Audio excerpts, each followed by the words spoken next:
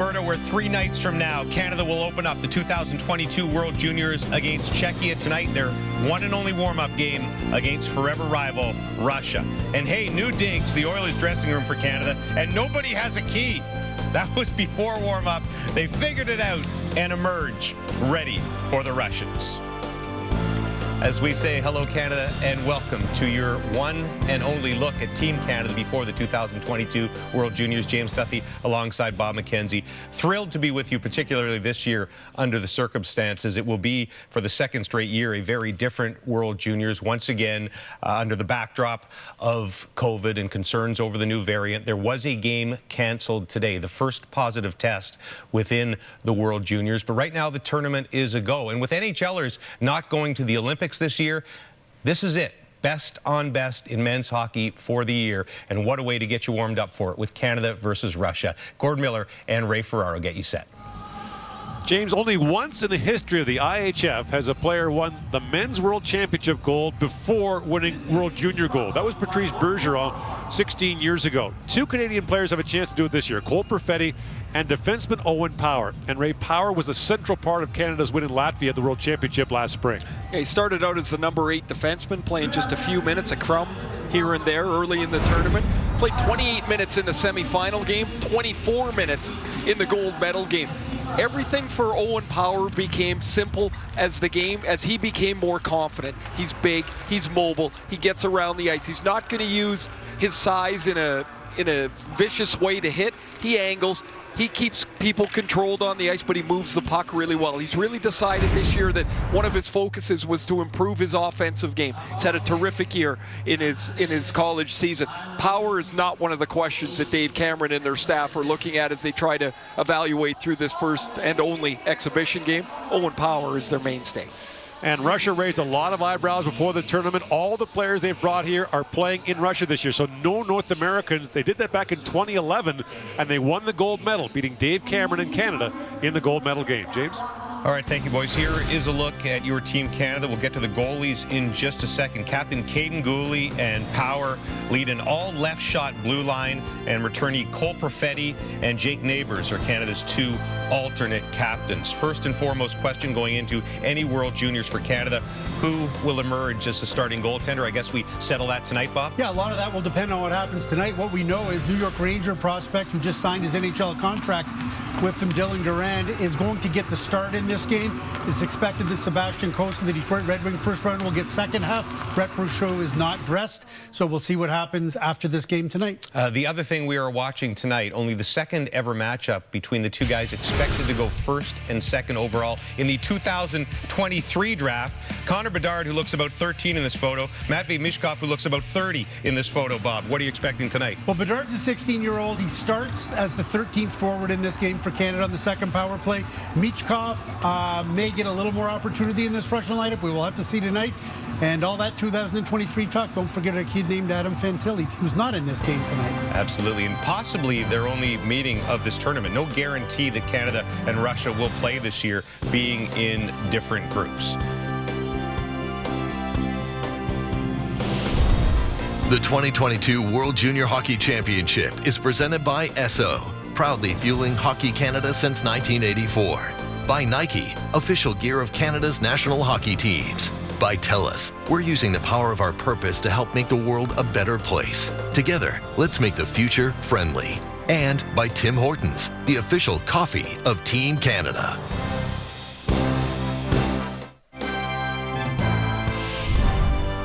The 2022 World Junior Hockey Championship is brought to you in part by the 2022 Chevrolet Silverado, the strongest, most advanced Silverado ever. Chevrolet, find new roads. For the second straight year, Edmonton, a host city for the World Junior Hockey Championship, and only one dress rehearsal this year. And today, Canada takes on Russia in its only pre-tournament game, a rematch of their semifinal meeting won a year ago by Canada, 5-0. Referees are Jonas Kova from Finland, Adam Kika of Czechia, Daniel Persson from Sweden is a linesman, along with Roman Slavakovsky from Russia. And we'll see some rotating officials in this game as they try to get everyone in. And there is Yaroslav Askarov playing in his third World Junior For the Russians, he allowed 4 goals on 34 shots in that semifinal loss to Canada. He's been up and down his appearances in the World Junior Tournament over the years. And there is 19-year-old Dylan Garand, native of Victoria, BC. Bob McKenzie mentioned he signed his entry-level contract with the New York Rangers this week. Plays for Kamloops in the Western Hockey League. 51-year-old Sergei Zubov, Hockey Hall of Famer, is behind the bench for the Russians, a late replacement for Igor Larionov. Zubov has coached for 5 years on and off in the KHL. And Dave Cameron coached Canada back in 2011, a heartbreaking loss to Russia in the gold medal game that year. Went on to become a head coach of the Ottawa Senators and then the Vienna Capitals in Austria for the last 3 years. He's now the head coach of the Ottawa 67s in the Ontario Hockey League. And for Team Canada, it's been a long camp. There have been cuts made, but the team is selected, and now one chance to see them together. And Dave Cameron telling us earlier today, Ray, there's a lot he wants to see.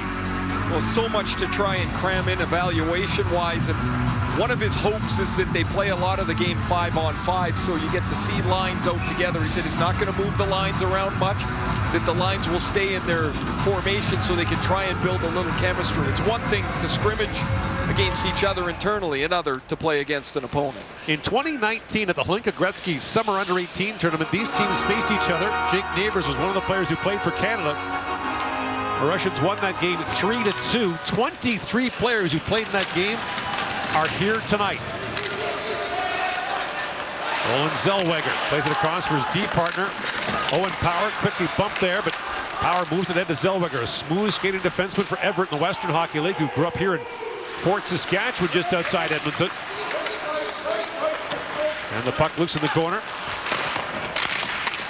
Moved back to the blue line and now poked ahead. And brought in by Svechkov. Power back with it. Played 10.5 minutes in the third period of that gold medal game at the World Championship. He played less than 30 seconds in the first period of the first game.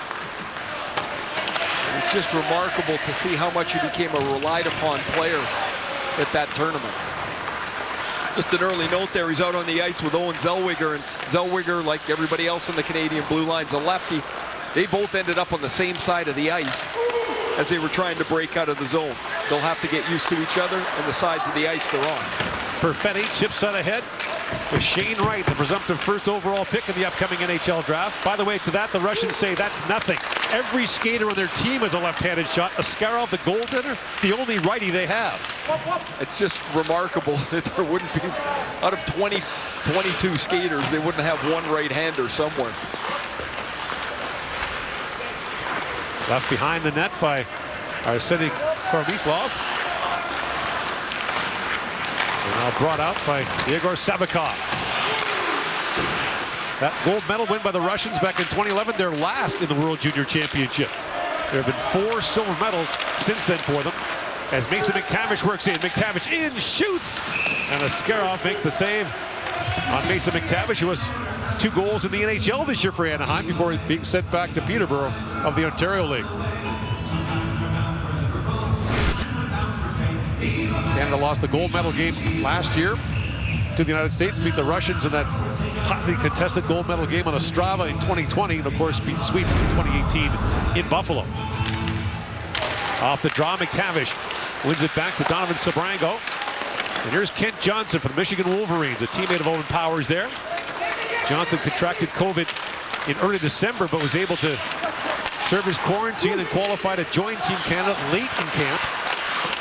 Sabrango around to Johnson, who's having a terrific year in the NCAA. Native of Port Moody, BC, flips out ahead. And Maverick Bork pokes at it along the boards. Moved back by Nikita Novikov.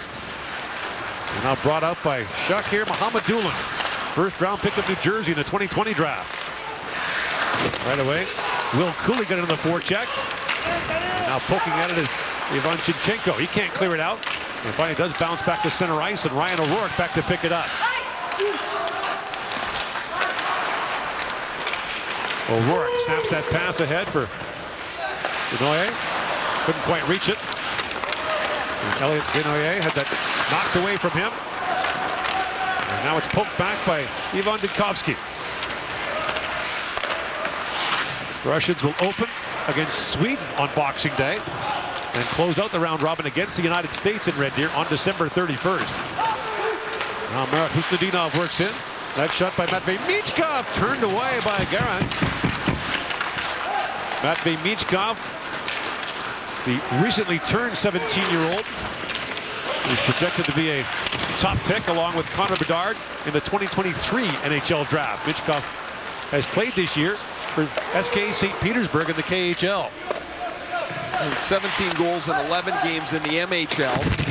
And then he's played up in the KHL, as you mentioned. He's got 5 points there as well. The MHL is the Russian Junior League. He, of course, was the MVP of the under-18s last spring as Russia faced Canada for the gold medal. Canada won that. Canada has 6 players from that under-18 tournament playing on its roster this year. Zellweger to center ice to Cole Perfetti. Now Zellweger back with it. That pass goes off a skate. And the bouncing puck knocked down by Perfetti. Would an all-lefty defense concern you? A little bit. There's going to be times where the players are going to be put into a really challenging spot, and not everybody can handle it. I mean, it'll be fine for most of the time. Once in a while, it's going to be a challenge. Wright turns it over. Brought in now by Guzlistov. And now a centering pass goes off a stick, bounces back in front to Perfetti. He's been playing for the Manitoba Moose of the American League this year. First round pick of the Winnipeg Jets. Maverick Bourque works in. He got tied up there by Nikita Smirnov. And now Johnson looks in the corner. Kent Johnson plays it back. Keaton Goulia's shot. Askarov couldn't find it. Rebound Johnson in. Fanned on it. And now poked away by Chibrikov. Johnson got knocked down in the corner as he was taken in hard by Novikov. And now that long shot is gloved by Askarov. There's Dylan Garand, as the guys mentioned. Congratulations to him signing his entry-level NHL contract. Announced today, Husnudinov dances through the middle of the ice, and Michkov, of his great talents, has an NHL delivery. Tess Garand, right pad stop, and then the rebound is going to pop right to the top of the crease. The Russians are 2 at first. It's Demidov, and he hits the outside of the goalpost. Now a hand pass called in the offensive zone against Canada. It's hard to recall a tournament, Ray, where we're going to see so many players who have not yet been drafted playing starring roles. Of course, you got Owen Power from last year's first overall pick. You rarely see them in the World Junior the next year. But you've got Shane Wright, who will likely go first overall this year. You've got Bedard and Michkov, who are going to be likely 1-2 or in the conversation for 1 in 2023. Well, certainly a lot of factors to it. I mean, some of it is players are making to the NHL quicker than ever before, and they're not being released by the NHL teams. Others are, these younger players develop quicker, and they just push their way onto rosters. And Connor Bedard, you know, as we see him right there, he gets to camp, and he left Canada no choice but to take him onto this team.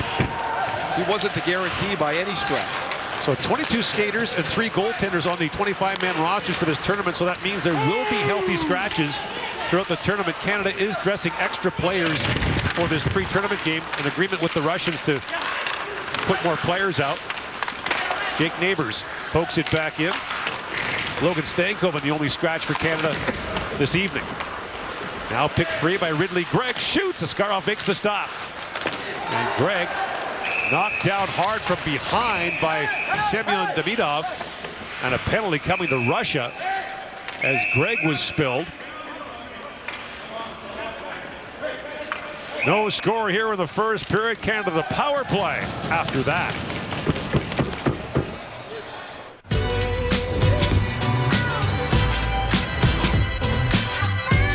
Find random silly moments.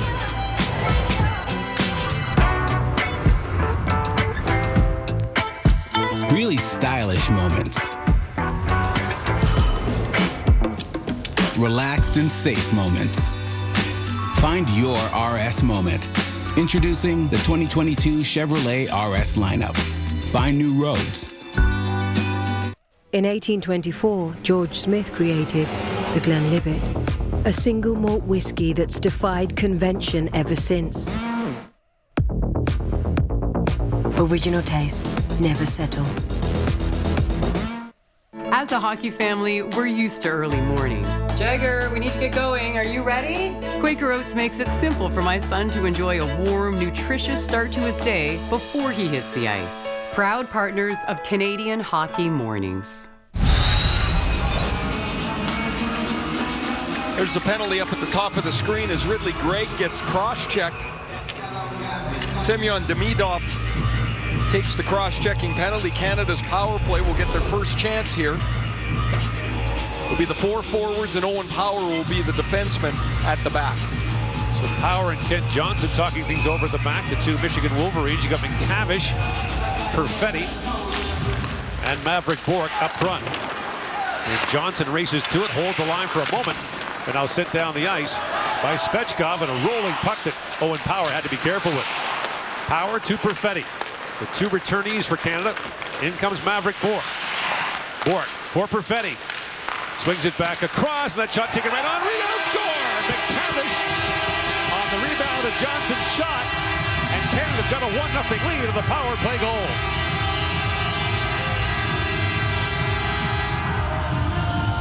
Well, that didn't take very long as Mason McTavish, who has a couple of goals in his 9 NHL games in Anaheim this year, is on the board.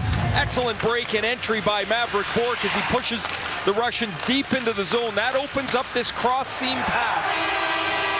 As Perfetti's going to go through the seam to Johnson. Johnson's attempt to the net is actually a pass to McTavish. Askarov gets a pad on it, but there's nobody to tie up McTavish's stick, and he's got an easy one, and Canada's on the board. Well, Mason McTavish has had quite a year already. We mentioned he scored 2 goals for Anaheim in the NHL. He played in their season opener. He wasn't supposed to. He skated with the healthy scratches in the morning, but Max Jones got sick in the afternoon, so when he got to the rink, they said, "You're playing," and he scored in his first NHL game against the Winnipeg Jets. Sometimes it's better not to think about it. And now a chance there for Zlodev. And Zlodev shot that wide. Battling forward is Maverick Bourque. On the other side is Johnson. And Johnson banks it back around. Lucas Cormier trying to knock it down, and the puck loose in the corner. Cormier feeds it back for the Canadian captain, Caden Gooley. Gooley and Perfetti, the two returnees from last year. Owen Power did not play last year despite being eligible for Canada. Elected to stay at Michigan given the quarantine issues that were going on at the time. And now Justin Sorda works in, shoots. Askarov save, rebound, score! And that's Ridley Gregg who snaps that home. And Canada grabs a 2-0 lead, but hang on, they're going to review this. So the two referees. It's a pretty slick play coming into the zone here, and Ridley Gregg puts away the rebound. They'll review this immediately. The official went to the review. Terrific play entering the zone by Jake Neighbors, and Ridley Gregg throws this rebound into the top of the net. Sort of enters the zone. I don't see anything there. Except a nice shot by Ridley Gregg. I mean, there's nobody within 2 feet of the net. It's a rebound burped out after some traffic going to the front of the net. A sort of shot originally is stopped by Askarov, and Gregg puts this away. I don't see any way this is a problem here. A quick start for Canada. Maybe they're looking to see if the puck went in the net. It wasn't in very long. But it clearly is, and so Canada's grabbed a quick 2-0 lead, as you mentioned. Ridley Gregg, first-round pick of the Ottawa Senators. Of the lines that Dave Cameron and his staff put together, they bounced them around a little bit as they tried to adjust and tinker at training camp. The one line that didn't come apart at all was this line with Neighbors, Gregg, and Sordiff. They're going to be a line that plays against the other team's top groups.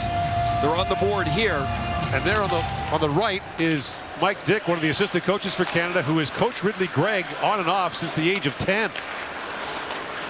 Of course, Ridley's dad, Mark Gregg, was an NHL player. So 2 goals in 50 seconds stakes Canada to a 2-0 lead. And Ray, Askarov's a first-round pick and a high one, 11th overall. But you wonder if the Russians aren't concerned about their goaltender. Well, he's never really look like he's going to lock down anything, and this is his third tournament. We've seen him back-to-back years. Highly touted, athletic. Yet he's not been able to really look like he's in control of the game at any point. Now Perfetti, a long shot that's knocked away by Askarov, who was the goaltender for the Russians in that Holinka Gretzky Cup championship against Canada and played terrifically well in that championship game. He was probably the reason they won the gold medal. Xavier Bourgault plays that back across, and here's Sabrango with it. Carson Lambos to the Winnipeg Ice of the Western League, coached there by James Patrick, longtime NHL defenseman. Lenoyer moves that back down to the Russian zone. The Russians, we mentioned, brought all their players from Russia. No North Americans are on this roster this year. That means two returning players, Yan Kuznetsov and Daniel Chayka, are not back. And they also didn't bring Matvei Petrov, an Edmonton Oilers prospect, who's tied for third in goal scoring in the Ontario Hockey League right now. So the Russians, as always, are full of intrigue and mystery. There was a coaching change. Zubov taking over for Larionov. They lost the gold medal game, as we mentioned, in 2020 to Canada, but nothing to show in terms of gold medals since that 2011 win, the famous third period comeback against Dave Cameron's Team Canada. And just one gold since 2004, but they've won 14 medals. They always seem to be a team you think is going to win, and they just cannot find a way to finish the tournament off. Now Johnson bats that back to O'Rourke right in front. Had to be careful. That was Ronan Seeley, and here's Seeley back with it. Seeley plays for Everett in the Western League. Rink wide pass ahead for Johnson. He moves in on Savikov. Brought back in by Chabrikov. Svechkov got bumped along the boards. And now a loose puck in front. A good stop there by Garand. On Fedor Svechkov. A good track by Garand as that puck he thinks is coming to the net. And when Svechkov grabs it, he has to track it, find it, and make the stop. Now a turnover, and Gregg is back the other way. Ridley Gregg moving in with Sortiv. Gregg shoots him a sharp angle, and Askarov makes the save. There were some questions about Askarov at the start of the year in Russia. He was sent down to the second league in Russia. He and Garand faced off in that championship game at the Holinka Gretzky Cup. Here's Garand's save. Here's the save. As you see, it's through the traffic. He thinks it's going to his left, but he's able to keep an eye on it and then move to his right. Garand says he wants to control the crease like UC Saros. It's funny, you know, you emulate somebody that looks like you, plays like you. Saros is about the same size as Garand. You're not big, so you've got to stay on your angles, be able to control the crease. They both do a nice job. Zellweger, a long shot. That deflects wide. Power in deep on it. Bumped there by Husnudinov, but Power works it free. The 6'5" Canadian defenseman Power drops it back for Neighbors. He got spun around. Now a Russian defender has lost his stick. It's in the feet of Power, who still makes the pass. And Zellweger, a long shot that hit Askarov. I'm not sure he saw it. He didn't even react. He was up, standing on his feet, and this hit his pad right down by his toe. In comes Matvei Michkov on the forecheck, number 17 for Russia. His coach in SK St. Petersburg is Valery Bragin, a longtime coach of the Russian national junior team. Now a chance and a shot hacked wide there by Demidov. That shot taken by Koromizlov is blocked, and almost a break there for Neighbors, but end of a shift for him. He heads off. Goulet. Back across to Cormier. Lead pass to Perfetti, who chips that ahead, knocked in by Wright. And Askarov knocks that away. But Perfetti knocks down the clearing attempt. Throws it back in, and here's Bedard going after it. Connor Bedard from the Regina Pats of the Western League. Drops that back, picked up by Perfetti. Cole Perfetti slides it back to Wright. So you got Wright and Bedard out there together for Canada. Bedard moves it back across. Cormier, a long shot. And Askarov gloves it. Mason McTavish, Ridley Gregg have the goals, and Canada has an early 2-0 lead on Russia in pre-tournament action for the 2022 World Junior Hockey Championship. Coverage of the NBA on TSN continues Saturday with a Christmas Day triple header, starting with a rematch of an intense 2021 playoff series as the Hawks take on the Knicks. That's Lakers, Mavericks, Jazz, all coming up starting at noon Eastern, 9 Pacific on TSN. And the next day, this tournament begins, Boxing Day. Canada will open against Czechia. If you've not heard the news, the Czech Republic has officially asked to be called Czechia in English from now on. And now a chance for the Russians. Little backhand shot taken by Guzlistov. Turned away by Garand. And now an injured player. And it is Fedor Svechkov, who is down in the Canadian zone. Was hit by a shot, I believe, from the point, and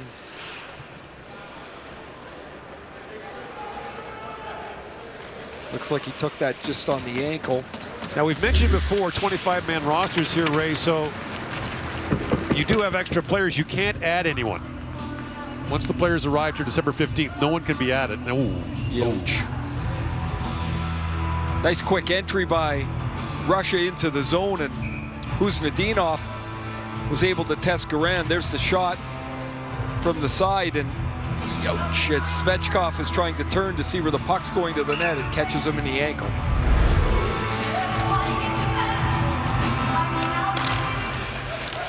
Face up outside the Russian line. Ahmadulin plays it across, and Smirnov with it.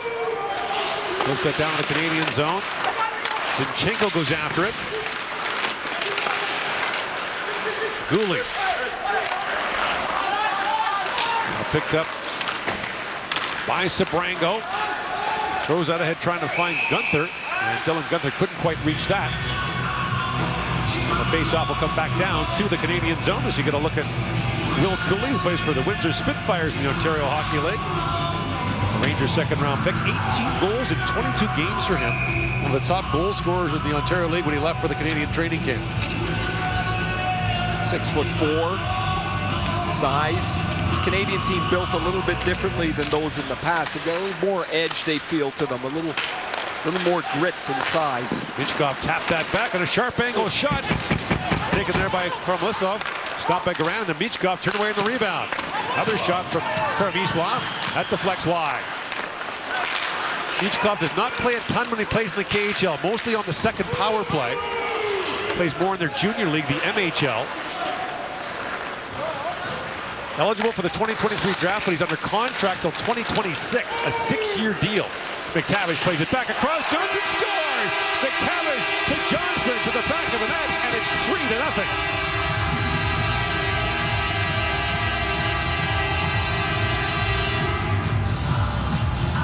When Kent Johnson was in quarantine, Dave Cameron said, yeah, as soon as he pops out, we'll get him with McTavish on this line. Turnover in the middle of the ice, and Johnson and McTavish play the two-man game. A give and a go, and Johnson, who set up McTavish for the first one, is the beneficiary of this feather pass, and he one-times it by Askarov, who has no chance, and it's a 3-0 Canada lead.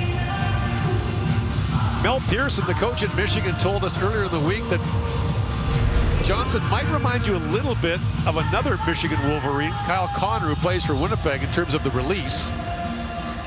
I think we're going to see Kent Johnson be able to do some things with the puck that not many people can do.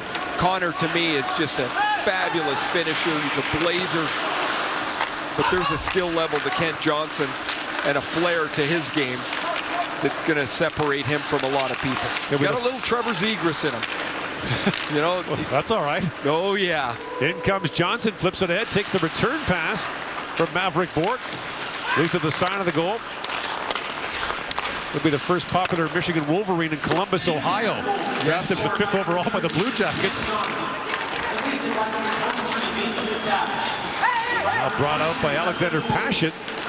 Pashin moved that ahead to Tuknev, and a sharp angle shot stopped there by Garand. And a late whack there draws some attention as Pashin got in there. Here's Kent Johnson in warm-up. He's getting warmed up. Most guys are trying to get their feet and their legs going, and Johnson's got all kinds of tricks going on here. There's zero chance many people are able to do that. And then we see him set up McTavish early. He steals the puck here later. A little give and the goal. And his one-timer is into the back of the net. Johnson's a former Trail Smoke Eater, played in the Cominco Arena in the BC Junior We League. should mention that. We have to get that in, do we not? Oh, yeah. Trail Sure BC do. native, or you're Trail BC native? I am, He's yes. from Fort Moody. He came to Trail and played for a year for Jeff Tambellini. Jeff now scouts with the Tampa Bay Lightning, And that name, it's not the same level, but that name is a very famous one in Canadian hockey history. The Trail Smoke Eaters won the World Championship back in 1961. we're very proud of the Smoke Eaters in Trail. It's amazing the legacy of hockey that came from those gentlemen. Surprised it took you this long to get that in, to be honest with you. Well, we didn't have time. They kept scoring here, so. Novikov plays it along the boards. And Danil Yurov, a draft-eligible prospect for the upcoming draft. He's very highly regarded, playing in the KHL for Magnitogorsk. Oh, look out. Zellweger was fortunate to avoid a feet-first collision to the boards there. Koromizlov drops that back, and Shevchenko with a shot that was blocked by Neighbors. And Power has it back. Owen Power flips that down to the Russian zone. Power goes back, Everett. Power's the first overall pick who didn't play in the NHL the next year in 15 years. Eric Johnson the last. Cole Perfetti back with it. Eric Johnson went back for his freshman year in college after being picked first overall. Power was already playing in college when he was drafted first overall by Buffalo. And a penalty coming to Russia. Perfetti drops it back to Cormier. Garand heads down to the Canadian bench. And on comes guess who? Kent Johnson. Perfetti across to right. Johnson comes streaking in. Dangles in. Finally the Russians touch up. And with 5:17 to go in the first period, Canada up 3-0 is going back to the power play.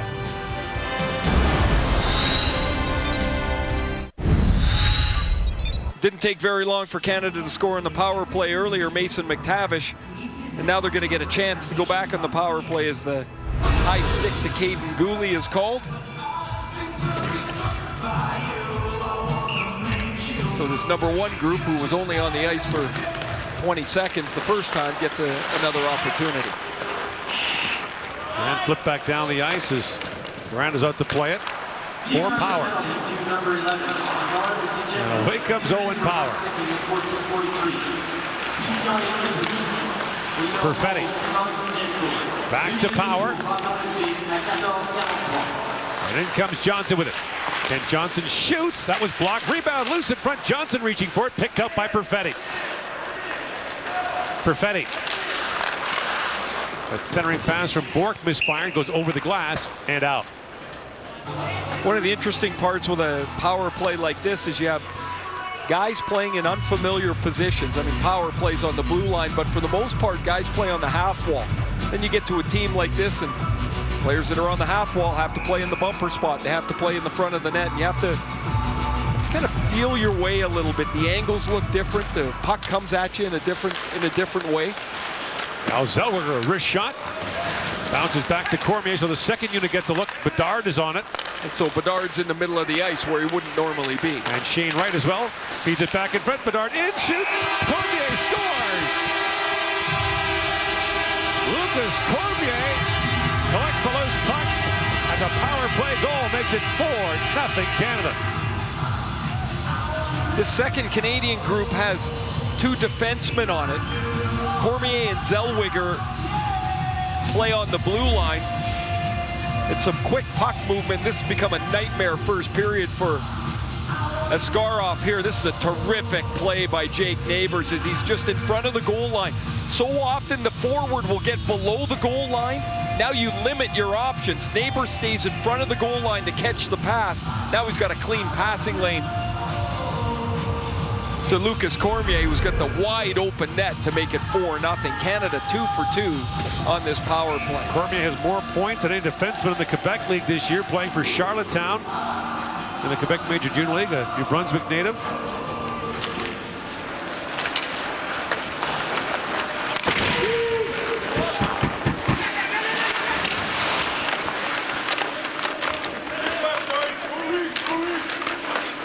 pick free by Goulet. Caden Goulet traded to the Edmonton Oil Kings of the Western Hockey League earlier this month from Prince Albert. Now Goulet flips that wide. So playing in his home rink here. Loose puck, pick free. Digging at it. There's Denaye. Now loose in front of the Canadian bench and played back across by Dylan Gunther, who also plays here for the Oil Kings. He's an Edmonton native. He's basically had his career parked here. Grew up playing here, plays for the Oil Kings. Had he played in the Hlinka Gretzky Cup, that would have been here too, but it was canceled last summer. Borgo, a centering pass, goes back to O'Rourke. O'Rourke shoots. That goes off the leg of Hustafidov over the glass, and out 3:27 to go in the first period. First power play group scored 15 or 20 seconds in. It didn't take this second group much longer. Right to Neighbors, and Cormier takes that pass. What a sweet feed as the Russian defense is occupied with Bedard in the front of the net. A disappointed look for Zinchenko, and it's 4-0. Neighbors has 2 assists in the first period. And it's chipped down by Paschet. Back with Seeley to pick it up. And around he goes for Maverick Bourque. Bourque, it's tied up with the linesman skates, and now Seeley back with it. Seeley dances in, throws that down as Johnson goes after it. Kent Johnson trying to dig that free. And McTavish looking at the loose puck as well. Paschet couldn't find it. Here's Bourque. Slides it back, and Seeley had to retreat to center ice. Shots are 14-7 Canada.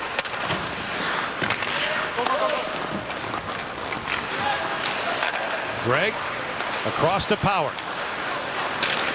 Owen Power flips that puck across. And now Johnson sends it back down to the Russian zone. Mohamedulin works his way in. And Mohamedulin tied up there by Zellweger. Brought back the other way quickly as Neighbors fires it down. Jake Neighbors, also an Edmonton Oil King, moves that down. They're having a terrific year in the Western League. Lead pass bumped across by Smirnov. And Neighbors has it back for Canada. Up for Gregg. In come Gregg and Neighbors. Gregg holds, tries to drop that back through the traffic. Zellweger in, shoots, Askarov save. And he quickly pounces on the rebound. Closed captioning is brought to you in part by Quaker Oats, proud partner of Canadian Hockey Mornings. Another scoring chance for Canada's defense. This time it's Zellweger.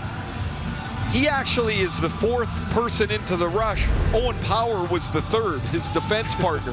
They're right up in the play, and as the puck bounced off of Power, Zellweger was there to get a clean look at Askarov. Zellweger, one of those guys who played in the under-18s last spring for Canada, was the top defenseman in that tournament. Cooley moves ahead to Cormier. Denaye had a bump along the boards, but the puck comes loose. Denaye moves in and shoots. Askarov makes the stop, and a penalty coming, a tripping call. Will go against, I think it's against Russia. It is, and it's going to be Kormislov who goes off. Another penalty to the Russians, and Sergei Zubov looks on. Sergei can't be digging this coaching thing here. Is down 4-0, and thankfully for them, it's an exhibition game, but the trip is, oh yeah, right there is the foot of Kormislov. Kicks out the Canadian forward, and back to the power play. Canada scored 21 seconds into its first and 51 seconds into its second. And here's Power to run things. Power to Perfetti, to McTavish, back to Johnson. Johnson to Power. Swings it back, Johnson shoots, that goes off the foot of Novikov, up and out of play.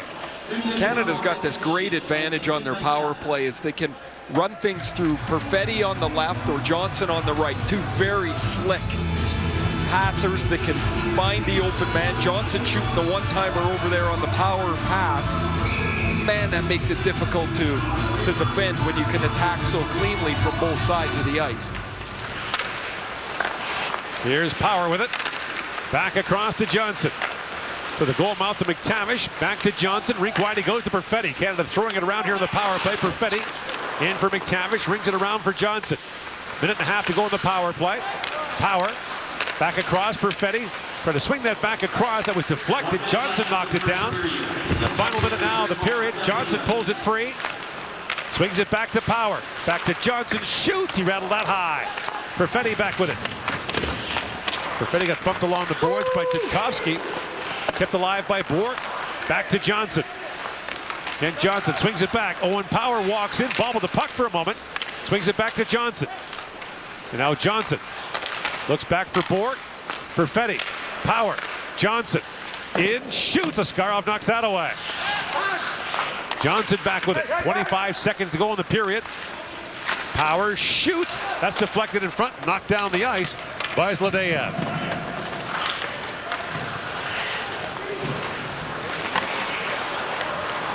Zellweger. In the final seconds now of the period. Neighbors ahead to Cormier. Back for Neighbors. And just out of his reach. Now Neighbors falls in the corner. Final seconds of the period. And Canada will have 24 seconds of power play time to carry over into the second period. It was all Canada in the first. 4 goals, McTavish, Gregg, Johnson, and Cormier in the one dress rehearsal for the 2022 World Junior Hockey Championship, which begins on Sunday. Our first intermission is coming up.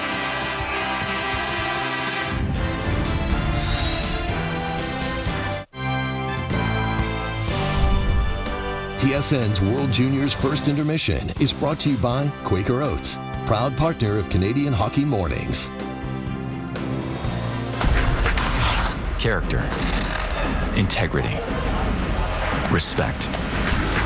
If we bring good sportsmanship on and off the ice, we can help end bullying. The NFL playoff race is a jumbled mess in both conferences, and that makes it fun. Week 16 continues Saturday, a Christmas Day doubleheader. Browns kick off against the Packers. Colts and Cardinals begins 3:30 Eastern, 12:30 Pacific on TSN and CTV2, Canada's home for the National Football League. Also home to the World Juniors, James Duthie and Bob McKenzie with intermission number 1.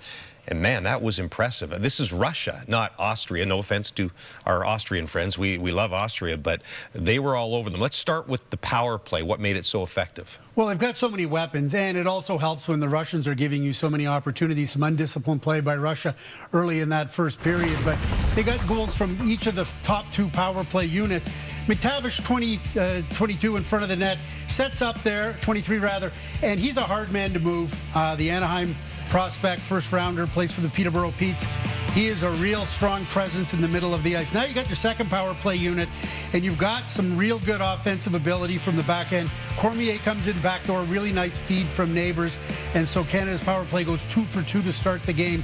Missed on the third one, obviously. You still have 24 seconds left on that power play to start the second period. And it's not really a top line. It's really an interchangeable 1 and 1A with the top 6. But so far, that McTavish-Johnson-Bork line looked like a real number 1 line, didn't it? Yeah, it really did. You've got sublime skill in Kent Johnson, the Columbus first rounder who plays for the University of Michigan. And as I said, you've got a real heavy game, but also a skillful game for McTavish. And Maverick Bork is very much the defensive conscience on that line, but he's skilled as well.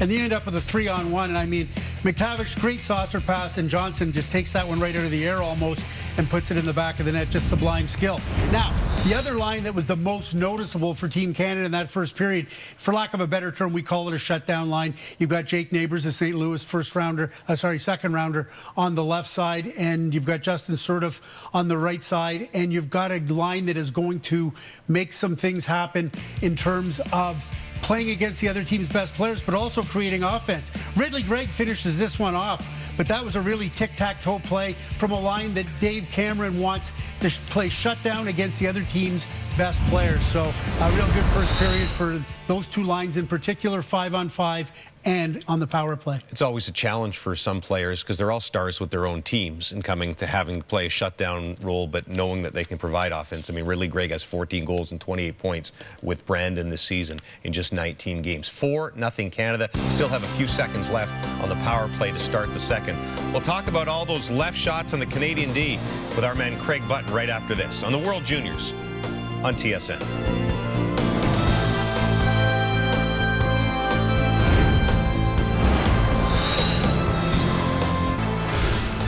All right, it begins for real on Boxing Day. Here are your 4 games. Finland versus Germany. That one from Edmonton, 2 Eastern, 11 a.m. Pacific. Russia, Sweden in Red Deer. And then it is the Czechs against the Canadians. Pre-game show starts at 6:30 p.m. Eastern. U.S. versus Slovakia wraps up the day also from Red Deer. You heard Gordon Ray talking about this. Canada's D and Russia's D, all left shots. No righties. In fact, Russia's entire team left shots. 3 Canadian teams have been all left on D previously. None have won gold. 6th in 92, 3rd in 2001, 2nd in 2002 with TSN's Carlo Koliakovo among the leftists as we bring in our Craig Button. Craig, do we make much of this, or does it matter whatsoever in your mind? Well, I'll tell you what Dave Cameron said to me. He said, ideally, I would like a left-right combination. He says it's easier to make a play on your forehand from the right side than it is on your backhand. But he also feels that they have the best defensemen available to them and left-shot defensemen that have played on the right side. He said it's going to be a work in progress to make everybody comfortable, not just the players playing on their offside, but the forwards and back checking, the forwards and being in support positions, receiving a pass, grinding it out, how the goaltender sets the puck for the defenseman coming around the net. So these are all things that are not just something they're aware of, they're something they're going to continually work on. And you know, you consider that the Russians last year in the tournament had all left-shot defensemen, and this year Canada has all left-shot defensemen. But Dave Cameron and Alan Miller made this very clear. They were not going to just put right-shot defensemen on the team because they shot right. They needed to be better, and they feel that this collection of 8 defensemen, all shooting left, are their best options. Now, Russia in its history, they've always favored the left shot, but do you remember any team ever having no right shots on their team? Well, I'll go back to the 1976 Canada Cup, James. They only had 1 right shot player on that team. That was Petrov. Last year's World Junior team, the Russians only had 1 right shot player on their team, Spiridonov. What I would say is this. The Russians had a theory about players shooting a certain way. They felt that if you were right-hand dominant, you should shoot left. And if you were left-hand dominant, you should shoot right. So that may have a real big factor in so many left shots with respect to the Russian hockey. Now, I will tell you this. The greatest Russian player of all time, James, just happens to shoot right. That's Alexander Ovechkin. And the coach of this Russian team, Sergei Zubov, he's only one of 2 Russian defensemen in the Hockey Hall of Fame, along with Slava Fetisov. Oh, yeah, he shoots right also. Are they left-handed dominant? I don't know. You're a lefty. You tell me what way you shoot. I'm a righty. I don't think the Russians want me, though. Though it does seem a little odd. It would be a disadvantage to not have any right shots on your team. It certainly was through one period of play. All Canada, the second just ahead.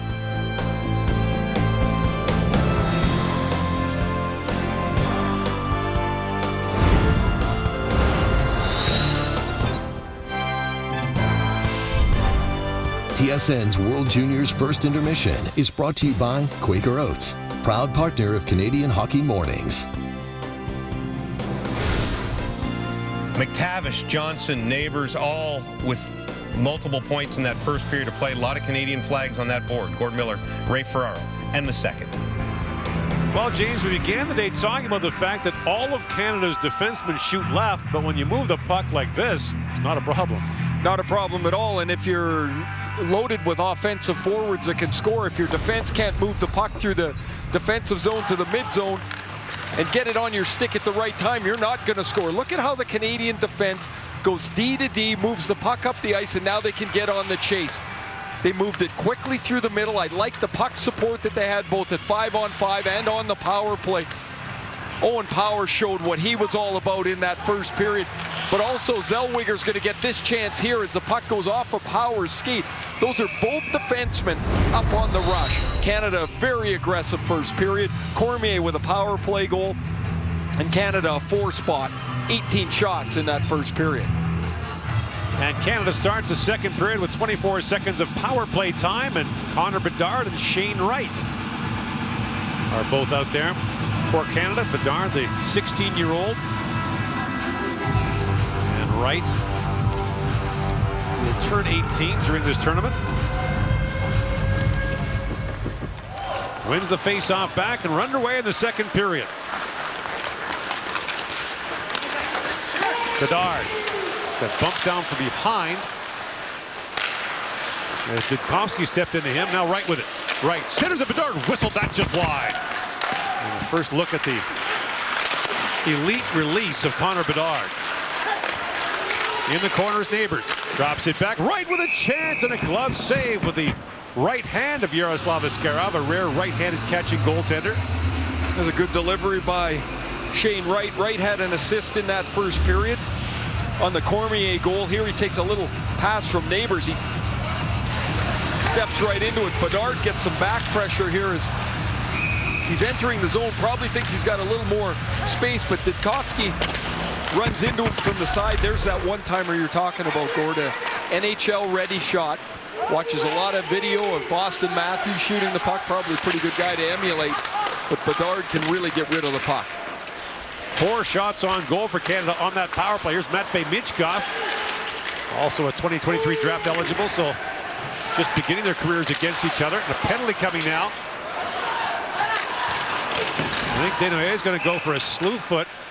He got tangled up in front of the Canadian bench. And so the Russians will get their first power play with 56 seconds gone here in the second period.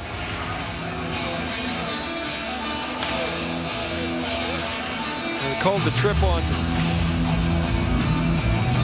Desnoyers. It's right in front of the bench, as you mentioned, as he kicks out the feet of Novikov.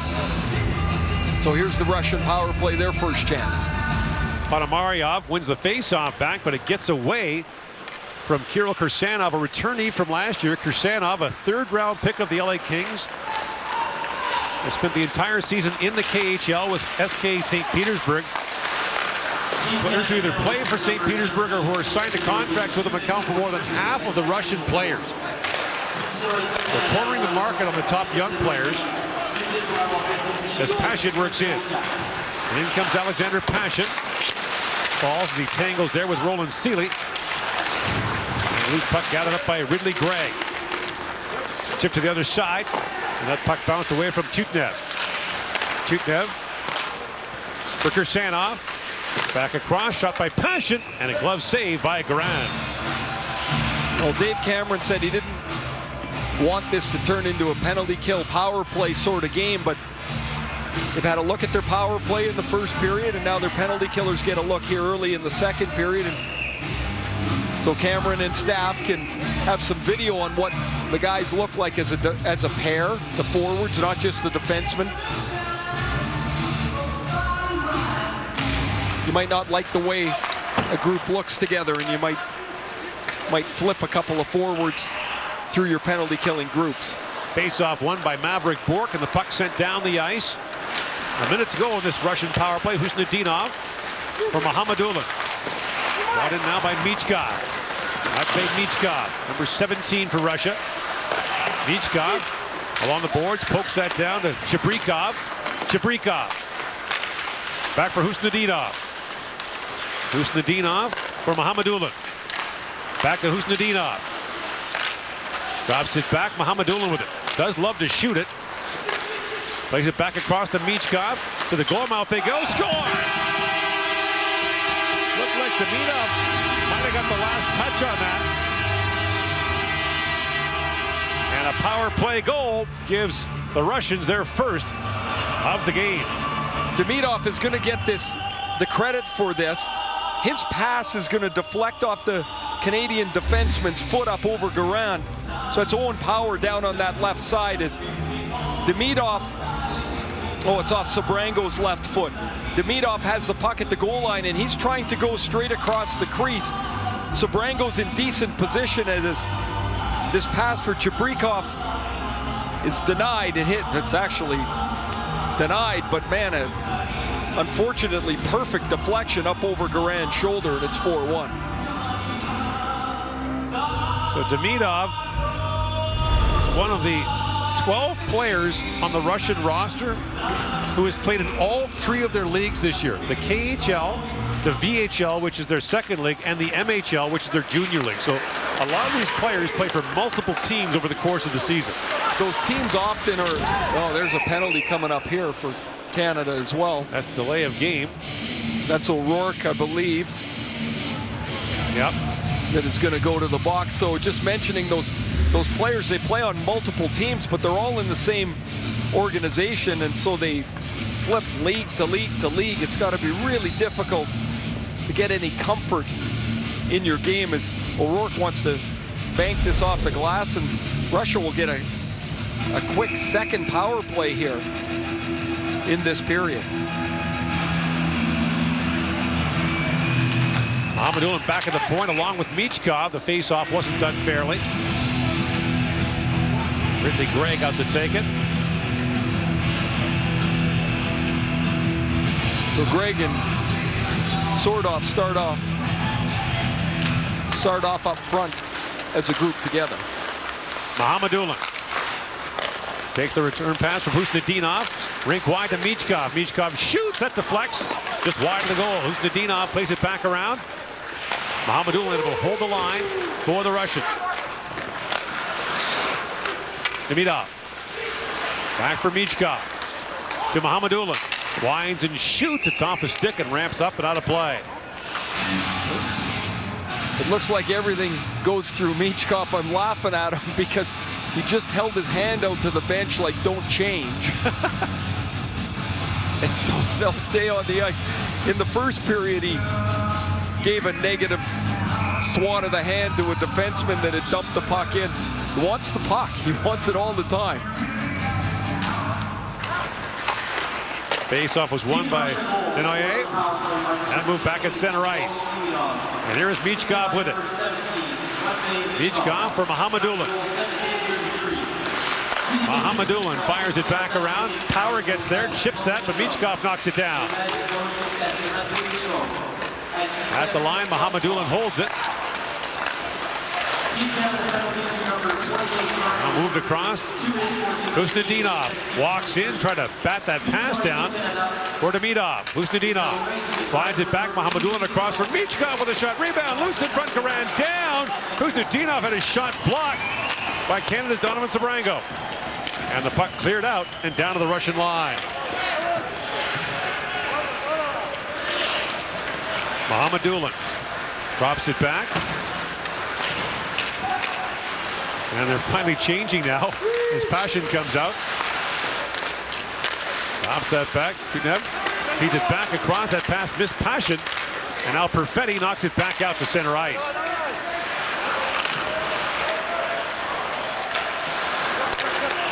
Kutnev in across the line. 20 seconds to go on the Russian power play. And another penalty coming here. It's going to be a slashing call. It's going to go to Maverick Bork, so a 17-second 5-on-3 coming for Russia. Well, it can change quick here. There's the slash as Bork comes back on the back pressure. So the Russians will get their third power play. Look at Michkov. This puck's at his knee height. Knocks it down out of the air. And out of this, they're going to get this chance. Garand, nice stop, goes across to the Michkov one-timer for Mohamedoulen. And then some help from Sabrango as he helps block the short side. And Michkov back out there now on the power play. He's a late born in 2004. A December birthday, so he has to wait till 2023 to be drafted. Chabrikov in across the line for Michkov. Oh, Canada without a stick. And now a quick shot. Husnudinov. That's knocked away by Garand. Gregg now has his stick back, but they were down to 2 players with a stick for a moment. Now 5-on-4 for the Russians. Usnudinov to Mahamadulin.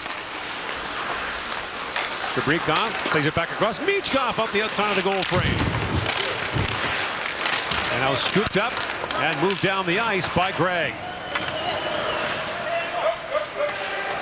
Well, Dave Cameron, the Canadian coach, telling us this morning he didn't want to see this to be a special teams exhibition. It hasn't been. There's been lots of 5-on-5 play, but he's had a look at the penalty killers, had a look at the power play. And has probably had enough of it. Now wants to get back to 5-on-5 here. Still a minute to go, though.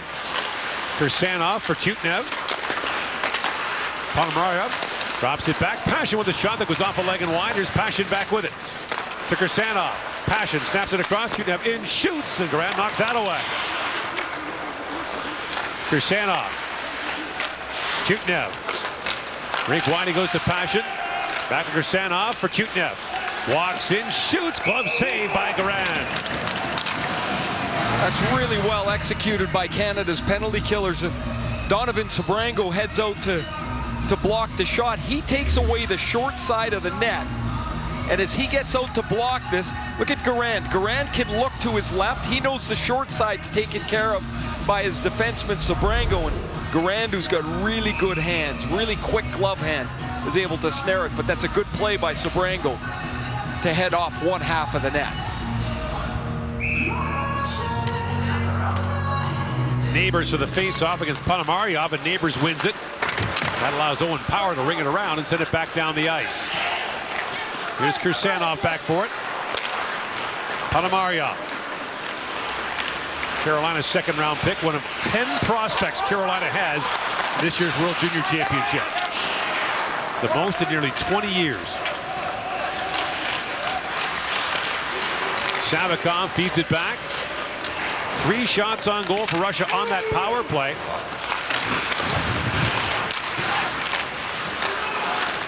Now that shot rattled high by Zinchenko.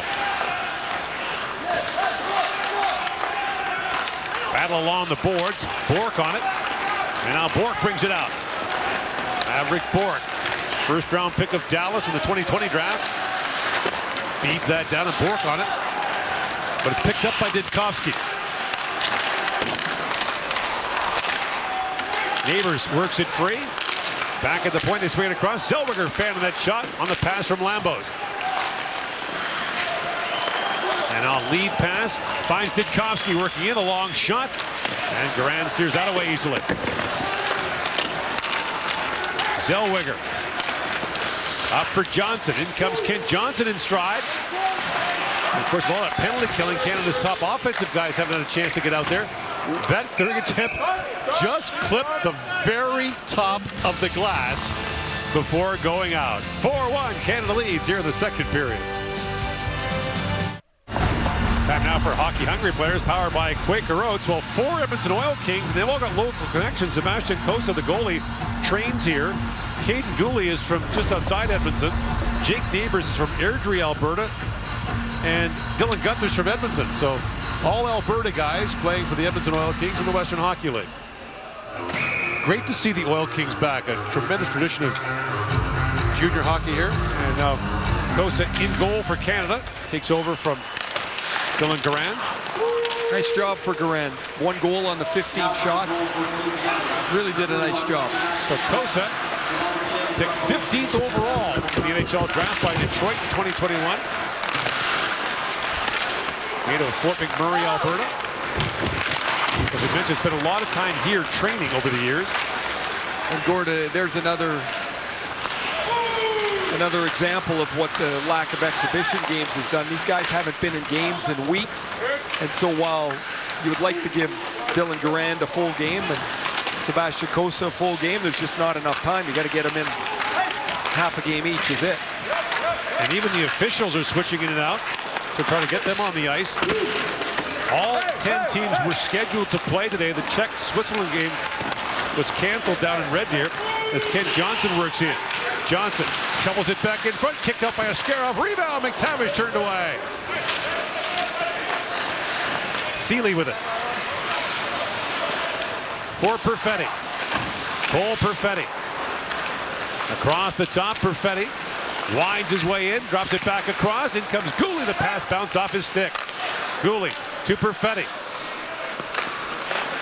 Gooley shoots. That was blocked, but it bounces across to Seelig. Rink wide pass finds Gooley in, and Michkov reached back and took that away. Lead pass to Bourgault. Xavier Bourgault works in. Askarov save, and he'll gather up the rebound. So Sebastian Cossa, #2 in the Western Hockey League in save percentage, trailing only Dylan Garand.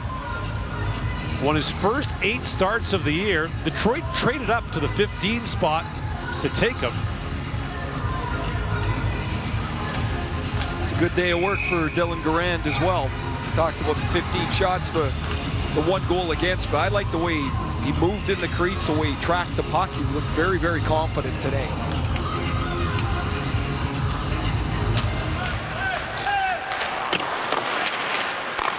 At the line, Zellweger plays it back in. Mohamedulin. He watched there by Sordiff. And now brought out by Smirnov. Smirnov shoots, and Cossa makes the stop on that. November birthday is Sebastian Cossa, and at 6'6", it's a late birthday. It's taken him a little bit of time to grow into his body. He's really done so. Here's the look at Garand in his afternoon as he finds the puck through traffic. He's able to stay up on his feet as much as possible, showed the quickness that has long been in his game. It's kind of been like a Hockey Canada safety net everywhere he's been. He's been selected to teams, maybe not the starter, then he comes in, does the job like he's done at the U18 before, and he's going to get a crack at the #1 spot here, it looks like, as they start the tournament. Panamaria works in and shoots. That was blocked. Zellweger back with it. To center ice he goes. Gregg pokes it in for Gunther. Gunther to Gregg. Good to Gregg, who has a goal in the game, around to Gunther. Cooley's in there as well. Canada changing. Gunther spins and shoots. And Askarov made the save on that. Penalty coming up now. It's going to be a slash here on Cooley, I believe. And so the Russians, with a power play goal in the second period, will go back to the man advantage in a moment.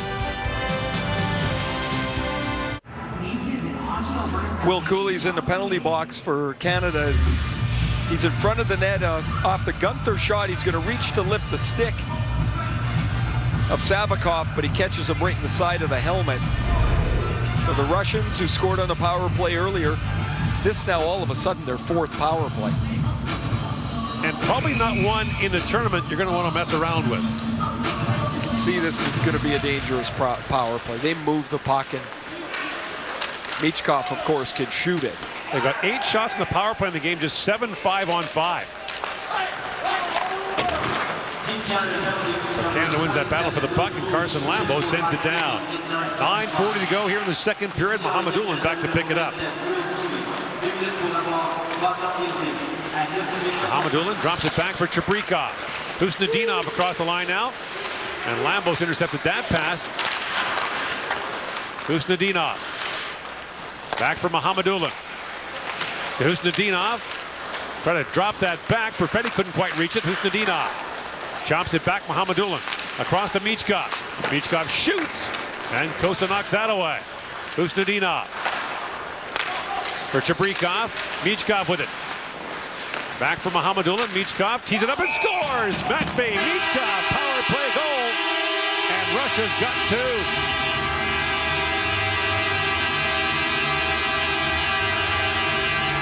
I don't know if either team's going to be crazy about their penalty killing here, but their power plays have been sharp. 2 power play goals each. Michkov had shot earlier on the power play a wrister that was stopped by Cossa. This time's a one-timer, and it's on the short side as he takes the return feed from Mohamedulin. Draws down the penalty killer, which is Desnoyers. And when Desnoyers has to turn and go back to the point, that opens up room for Michkov, and he zips it by Cossa, and it's 4-2. Michkov, the MVP of the under-18s in Texas last spring, scored 12 goals in 7 games. And now Zubov is having a conversation with the linesman and the official.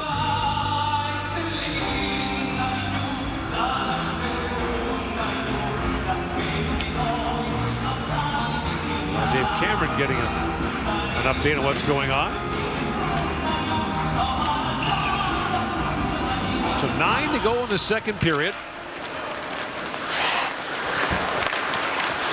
It's a 4-2 game. We saw this in the first pre-tournament game between the United States and Finland. The Americans had a 3-1 lead late. Took a 5-minute major. The Finns scored 3 consecutive goals on the power play, including the overtime winner. You see, Desnoyers is not able to shield the pass. They moved it really quickly between Mohamedulin and Michkov, and they move it back and forth, and it's in the net.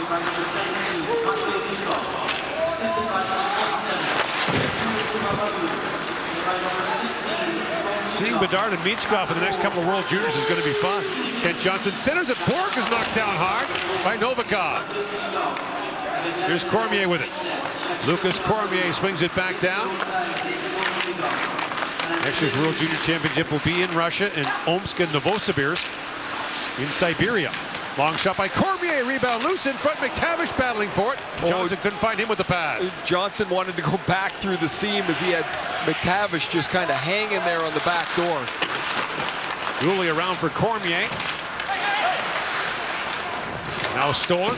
Walking back in, and a quick shot by Zlodeyev, and a stop made point blank by Kosa. He wasn't sure where it was for a minute. Now Johnson winds in as Canada changes. He tried to flip that up in the air and go get it himself. It's a little bit of a variation of the old chip and chase. Steklov shoots it in. Kirill Steklov played for the London Knights a couple of years ago. Might go back there after this tournament. It's not clear what his plans are, but as of now, all the Russian players play in Russia. As that puck bounced into the Canadian bench, and play is called.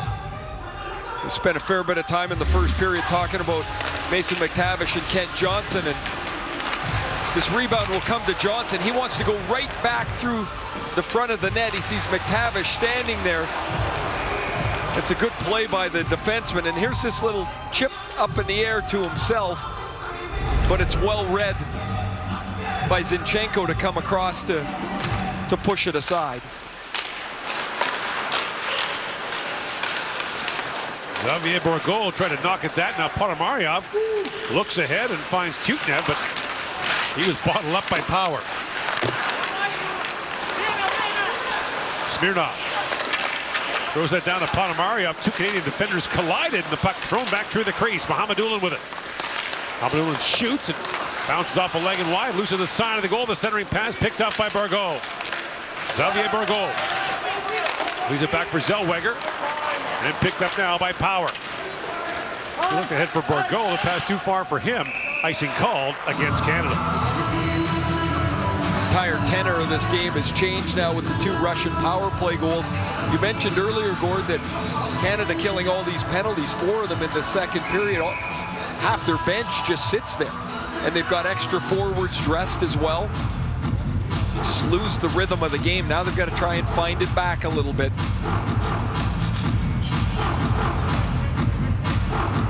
Moves to Zidov for the face-off against Wright, who also had a terrific under-18 tournament. What a gathering of talent that was. Now Michkov works it and shoots. That was blocked as Zellweger got in the way. Michkov throws it back for Kursanov. The pass missed him. And Michkov directing traffic out there. The youngest Russian player. That's moved in by Guzlistov.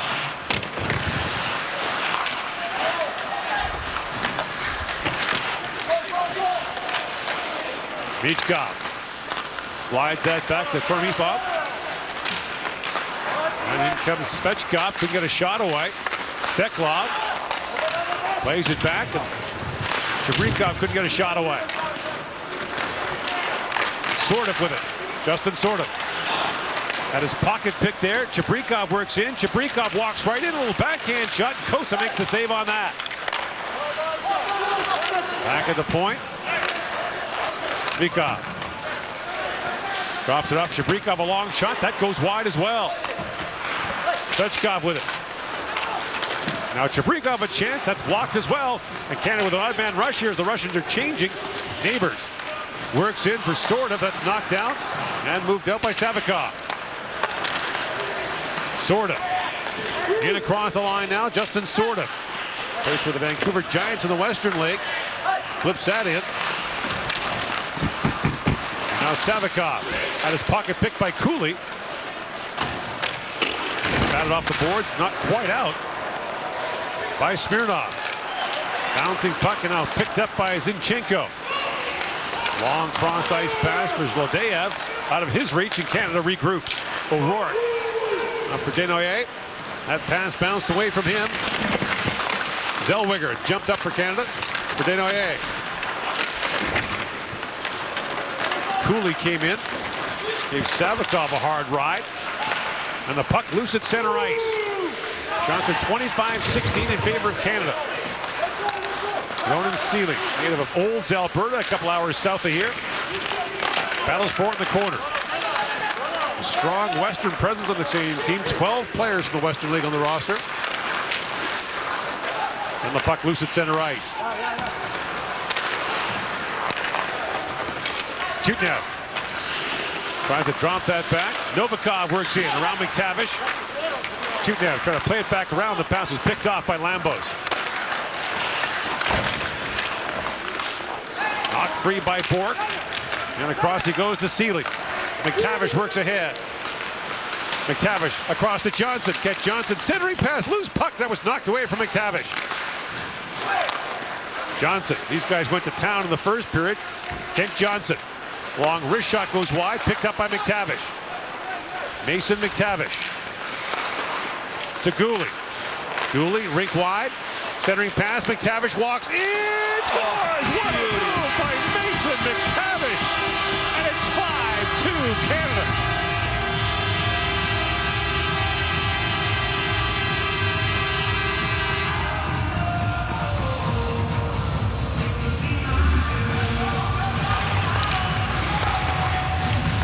What patience on McTavish. A NHL ready shot. And slick hands as he takes the pass from Donovan Sabrango across the seam.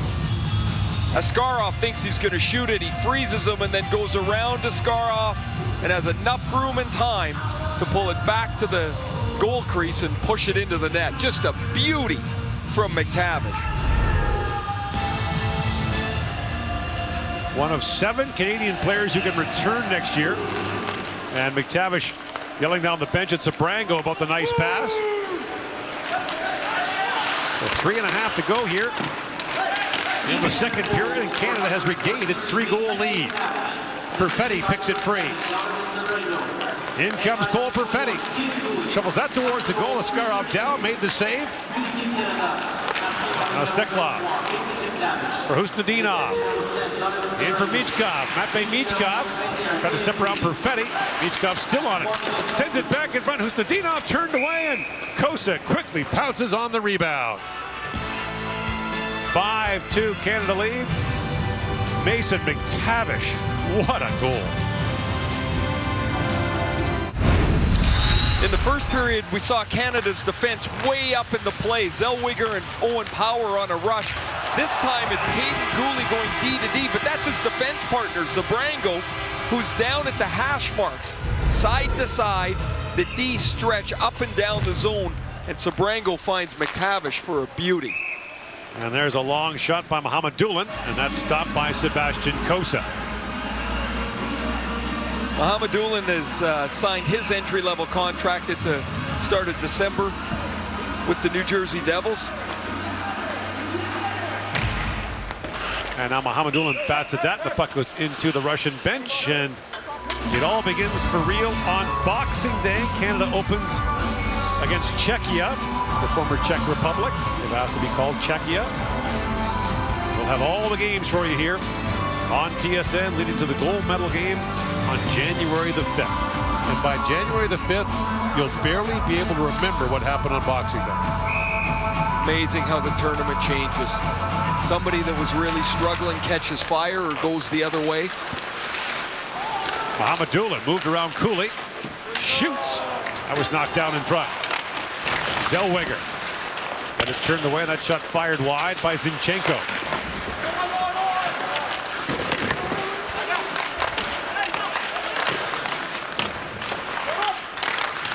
on the boards for it. Back of the line, Zinchenko fires it back in. Zinchenko, another guy who has played in all 3 Russian leagues this year. And here's Zinchenko back with it. Steps around Zellweger. Flips it back to Smirnov. Cross he goes to Novikov, and they score! From the sharp angle.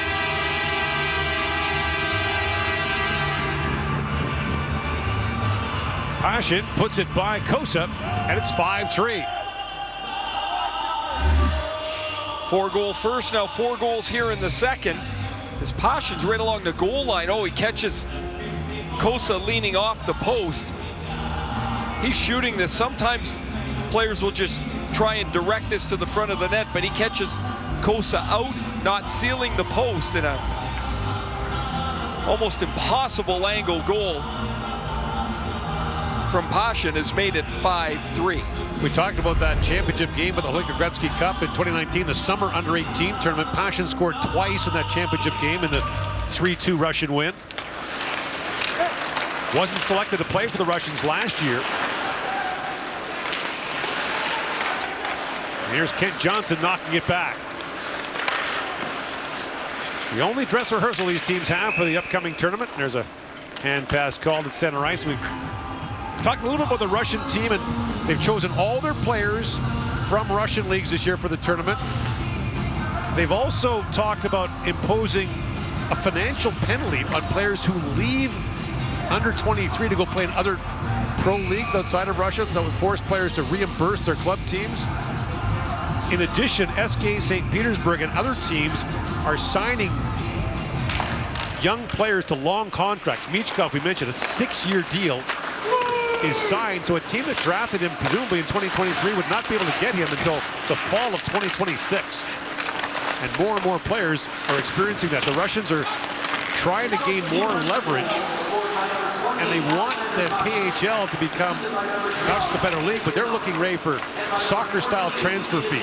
They're not signatories to the NHL IIHF transfer agreement right now, but they want bigger money for their players, which is right now prohibited for NHL teams to do.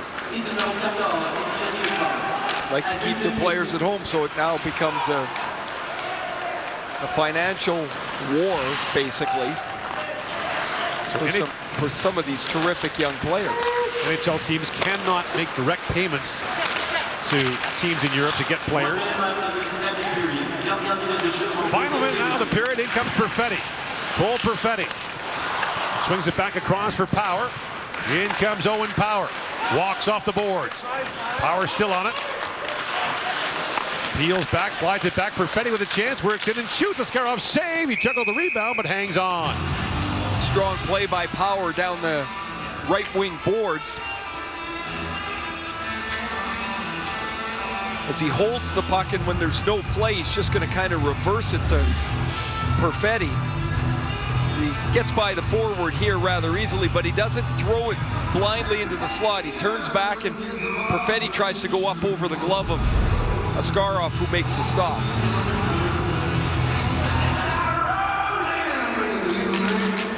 Right for the face-off, a scramble draw, poke free by Perfetti, who flipped that wide.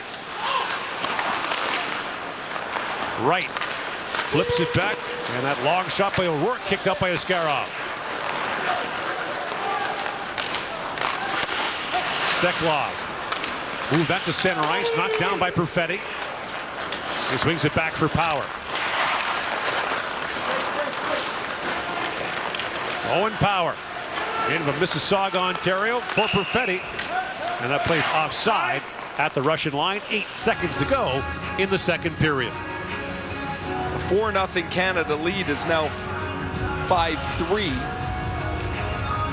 On the left, there's Oleg Znarok, former head coach of the Russian national men's team. So he's an assistant coach to Zubov. We mentioned Zubov has been a head coach in the KHL before for 3 different teams. And so the Russians get some life here in the second period. Canada's got a 5-3 lead after 40 minutes of play. You're watching pre-tournament action for the 2022 World Junior Hockey Championship. Our second intermission is coming up.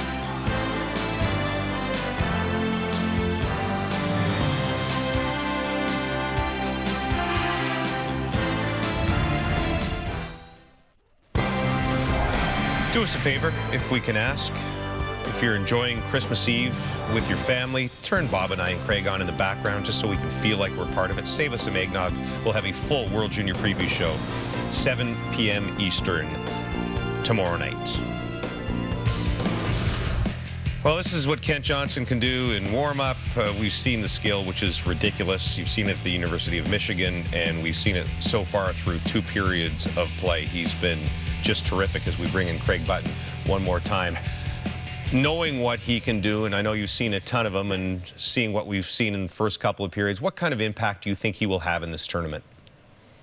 Well, I'll use the word significant, and then I'm going to say that he could have an impact much like the impact that Trevor Zegras had en route to the MVP and helping the USA win the gold medal last year at the World Junior. I mean, he's got that type of skill as you talk about it. And the one thing I'm also going to say, James, I'm not buying what he told Mark Masters, that he wouldn't try the Zegras. There is no lack of confidence with Kent Johnson. So, you know, he might just be misleading a whole lot of people. Mark Masters, who's not easily fooled, but I'm not buying Kent Johnson when he says, I'm not so sure I would try that in the World Juniors. Watch for it. He's tied Kyle Connor's University of Michigan record for the fewest career games to 50 points. Look, we've seen the skill, but is there one thing that sets him apart from a tournament full of skilled players? Imagination. I mean, you got to have skill to be a top-notch player, and he has that in abundance. But he's got imagination, and with that imagination, he's got supreme confidence. He sees plays that others may not see. He lets plays develop. He's got a poise and a patience because he sees the bigger picture. And it's the stuff of brilliance, and it's the stuff of magic. You remember the other Magic Johnson that came from Michigan? It was Michigan State, not the University of. Yeah, Ken Johnson, of course, had COVID, and perhaps lesser players wouldn't have been invited to Team Canada camp, but they left a spot for him, knowing the value that he would have, and we've seen it through 2 periods of play. A little bit of a rough second for Canada after a 4-0 start to this one. They still lead it, though, 5-3 through 2 periods of play. We'll take one more break and get you back to Gordon Ray in the third from Edmonton here on TSN.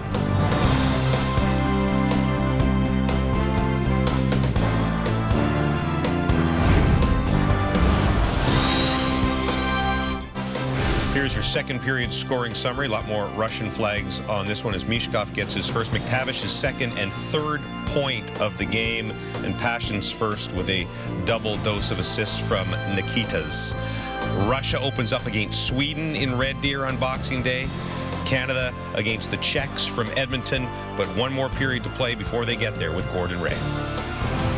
All right, thank you, James. You know, you think back 18 years to the tournament in Halifax in '03, and the first time we got to see Alexander Ovechkin. There's that moment when you first see someone that you never forget. This is your first time seeing Matvei Michkov. Yeah, different than what I thought. You know, like you hear about a player, you read about him, you see him in highlights, and you make this mental picture of what he's going to be. And Michkov really doesn't look much like I thought he was. He's stockier than I thought. He's strong on the puck. He can really shoot it, and he shoots it in various ways. The snapshot we saw there, here's going to be the one-timer that he beats Kosa on the short side. He demands the puck when he's on the ice. It's just there's a presence to this kid that when the play is in full force, he wants the puck coming to him, and they want to get it to him. At just 17 years old, you can see how dynamic he is already and what he's going to look like. New goalie for Russia for the third period, Yegor Guskov, who plays for Yaroslavl in the MHL, which is the Russian Junior League. So the 19-year-old comes on just 5'11", in place of Yaroslav Askarov, who allows 5 goals on 29 Canadian shots. Russia, as we mentioned, will open against Sweden on Boxing Day, then play Switzerland, Slovakia, and close out the round robin against the United States on New Year's Eve. Canada opens against Czechia on Boxing Day. And a big hit there as Justin Sorda stepped into his man and rocked Nikita Smirnov. Here's Smirnov back with it. Throws that back down to the Canadian zone in power.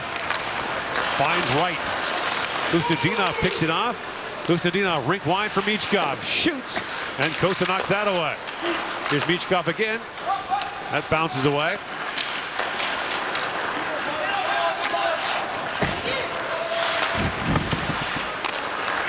Zellweger moves it ahead. And Zellweger flips that, but the puck bounces into the Russian bench. We mentioned that 03 championship in Halifax. You see Dave Cameron behind the Canadian bench. In 04 in Helsinki, you had the first overall pick from the year before, Marc-Andre Fleury in goal. You had Ovechkin, who was going to go first in the upcoming draft, and you had Crosby, who would go first in 05. There's some players that are, you've got Wright here, that most people believe is the first pick this year, and then you've got the young guys next year into 2023. It's just such a cool thing to see these players jump onto the stage for the first time. They can really grab your attention early. You see Dave Cameron, he told us this morning, Gord, that at some point, he really wants to evaluate its lines at 5-on-5, and I'm sure they'd love to see this period played just as it is now. Savakov, a shot that deflected wide. Picked out by Gooley, and Caden Gooley. In across center ice, now across the line, Gooley. Spreads out ahead for Perfetti. Perfetti, a centering pass, and a quick chip there. Taken by Xavier Bourgault, and that's stopped by Guskov. Guskov gets into the game, and his first test is not an easy one. It's right from it close here, as he's got to follow the puck behind the net, or Perfetti goes behind the back to Bourgault, and he pushes right to left to make the stop on Bourgault. 22 goals in 24 games for Bourgault in Shawinigan this year.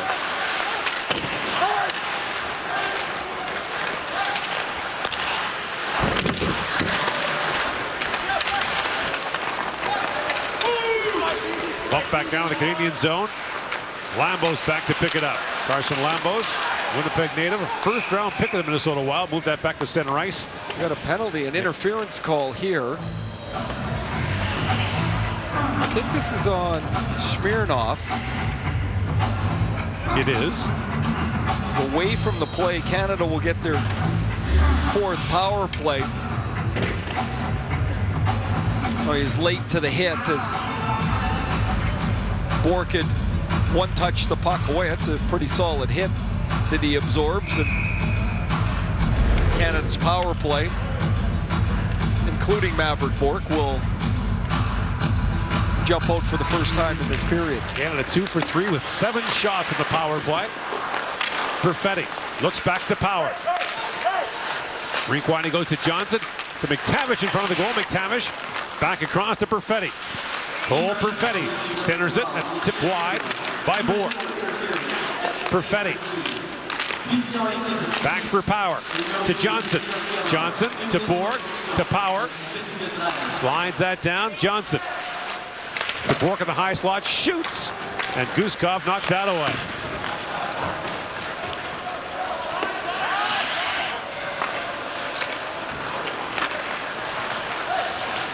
Now brought out by Power. Power drops it back. In comes Mason McTavish with it. McTavish rings that around, waiting for it is Johnson. Kent Johnson slides it back to Power, to Johnson. Looks back to Power. Power bumps it across. McTavish for Perfetti, trying to swing it back across. And Johnson leaves it there for Power. Owen Power slides that back to Maverick Bourque. 45 seconds to go on the power play. Power back with it. Not a big shooter from the point. Back to Perfetti.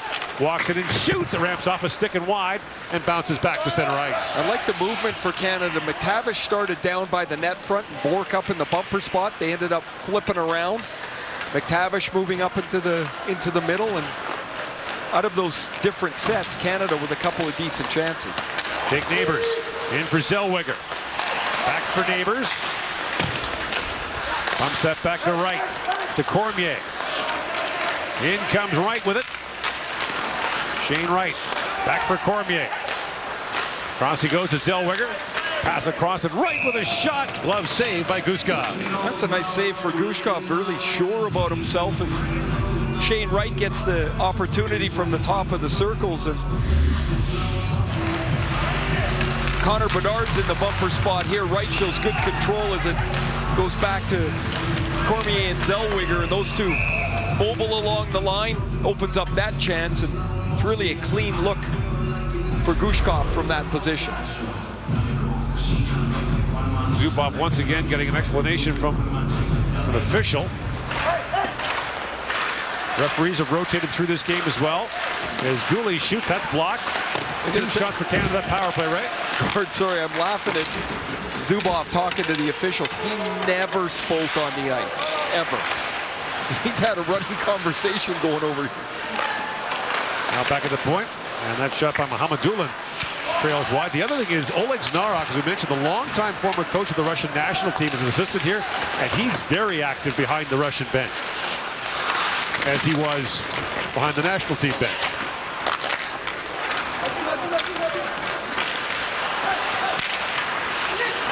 Now a loose puck at the side of the goal, knocked down by Neighbors, and a quick chance for Sordov. That's just wide. Seeley steps up. Knocked down by Neighbors. Goes back across to Ridley Gregg, who has a goal here tonight. In for Sordov. Justin Sordov throws that towards the goal, gathers it back up. Sordov still on it. Looks for Gregg to Sordov. Back to O'Rourke. Sordov down to Cooley. And Will Cooley peels out of the corner. Crisscrossing there with O'Rourke, who's jumped up. Hard pass for Sordov. Swings it back in, and Cooley couldn't reach that pass. O'Rourke winds and shoots, and Guskov knocks that away. Now a centering pass just out of the reach of Cooley. And the rebound rattled high by O'Rourke. That's a good shift for Canada. They get their big guys engaged in the game and control 30 seconds in the offensive zone. Here's Wright with it. Back to center ice. That's knocked down by Kormislov. And back to pick it up is O'Rourke. Perfetti for Sabrango. Donovan Sabrango drops it back to the right. Rink wide pass, missed Bourgault. And now Bourgault stays on it as Michkov knocked it down for the Russians. At center ice, Lambo's got in a collision. He's back to his feet. Kuzlistov brings it back now for Russia. In across the line he comes. Drops that back for Yurov. Now Michkov for Yurov. That's knocked down by Perfetti. Cross it goes to Sabrango. Lifted back to center ice. Novikov for Yurov. And Sabrango chops at that. Plays it back out to the Russian zone. Back goes Kirsanov to pick it up, being shadowed there by Bork. This is Chabrikov. Coming in across the line. Poke check there by McTavish. Rebound loose in front. Chabrikov couldn't quite reach it. And now Johnson back the other way. Kent Johnson. Rink wide pass to Zellweger. Zellweger across to Johnson. Centers of McTavish's shot that rattled wide. Wow, do Johnson and McTavish ever have the feel where each other are today?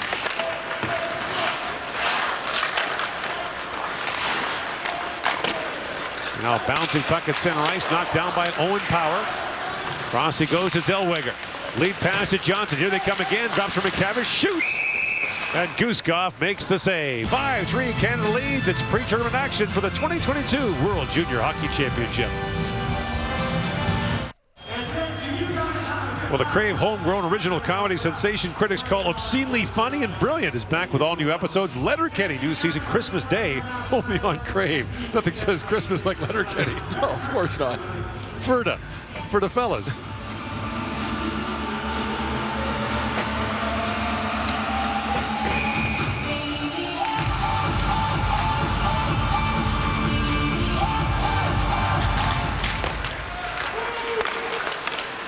Now Gouli plays that back into the Russian zone. That's knocked down by Zlodeyev. And brought out now by Zinchenko. And that's shot in from the wrong side of center ice. Icing called against the Russians.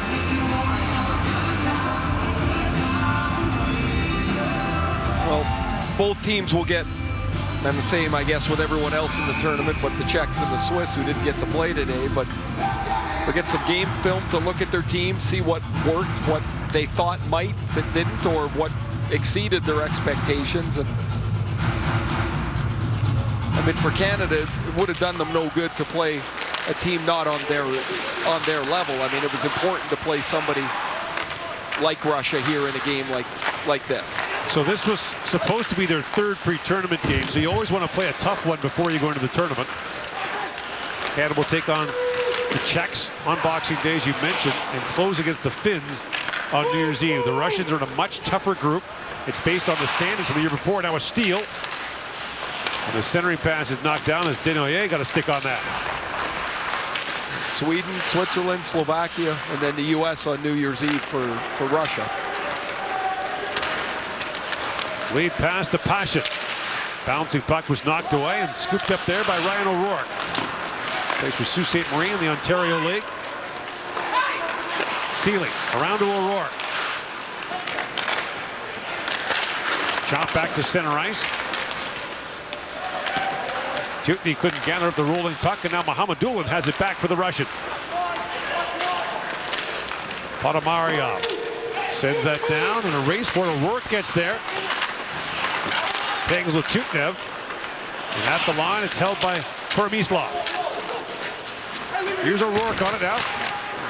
And Ryan O'Rourke back with it, the Bowmanville, Ontario native. Tied up in the corner.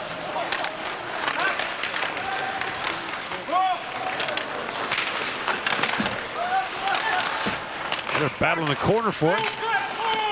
Chutney trying to work that free, and does. Pashin can't get a shot away. The puck loose and kicked away by Sortov, and back out to center ice. And trying to wind in was Permislav, but his clearing attempt went into the Canadian bench. Closed captioning is brought to you in part by Quaker Oats, proud partner of Canadian Hockey Mornings. Back here in Edmonton, that's City Hall. Dave Cameron, 11 years after he last coached the Canadian national junior team. We actually saw him in Europe a bunch of times. He was coaching the Vienna Capitals in Austria. He's very happy there, but got a chance to come back. He's the head coach of the Ottawa 67s in the OHL and back to coach the Canadian national junior team. Now Bedard works in and shoots. He whistled that wide. One of the rare 5-on-5 shifts for Connor Bedard. Of the difficulties for young players playing in this tournament is you just don't get to play as much as you do at home, and so you got to find a shift, find something to be effective at. And Bedard the 7th. We got a chance to talk to Connor McDavid last week when we were here and about his 16-year-old experience. He played in the 2014 tournament in Sweden and it didn't go great for him at times. He was benched at times for taking penalties.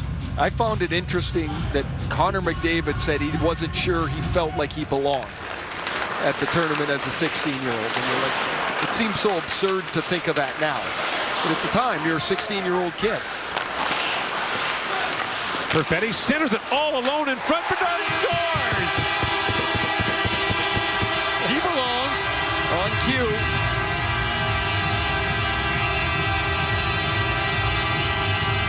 Left all alone in front of the net. Connor Bedard's got his first. I thought he was going to one-time this. As the Russians are breaking out, it deflects off their own player's skate. Really nice play in front of the net from Perfetti across to Bedard. I thought he's going to one-time it when the puck comes straight across the net. But look at the patience. Hold it, one move to his right, pull it around the goaltender, and does not miss. Connor Bedard, who had 28 points in 15 games last year, is a 15-year-old in Regina. 14 goals in 24 games this year. A rare 5-on-5 shift here today, but he's got a goal on a nice pass from Perfetti. Native of North Vancouver, BC. Team Canada goal scored by number 16, Connor Bedard. Got a chance to talk to John Paddock, his coach in Regina. Paddock said he's the real deal. There's no other way to describe it. He just has it.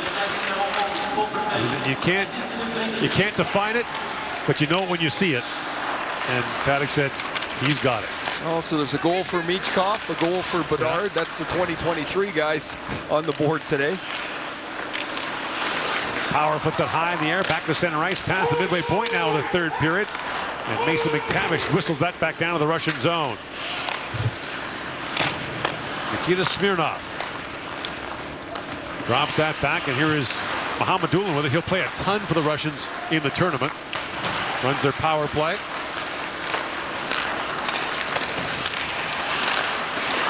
Cooley bumps it back down the Russian line, and Koromislav back around to Kirsanov. Now that centering pass is knocked down, kicked away by Cooley. The old Cooley. Drop that back for Cormier. NIA pokes at it. Cooley trying to work it free. And now Cooley back across to Cormier, who flips that back down, but NIA was offside, so they got to tag up.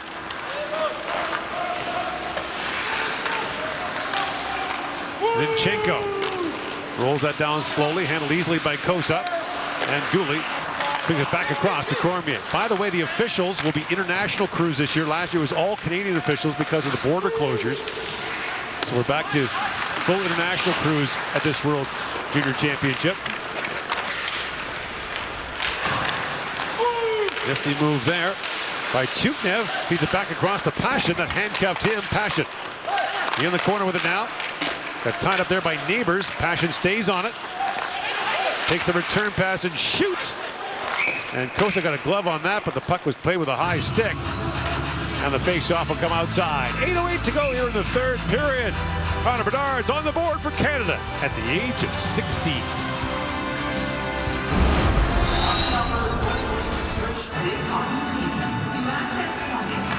Behind the bubble that he's wearing in this tournament, a visor in the Western Hockey League, is a 16-year-old.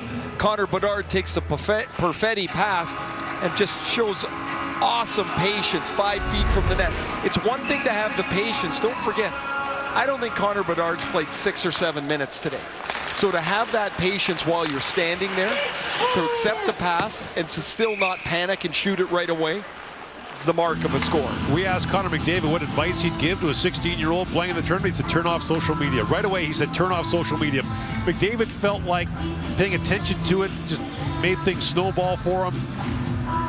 And the next year, when the tournament was in Toronto and Montreal, the Canadian players as a group just said they would not be on social media or devices during the tournament. And McDavid felt that was a big factor in their gold medal win.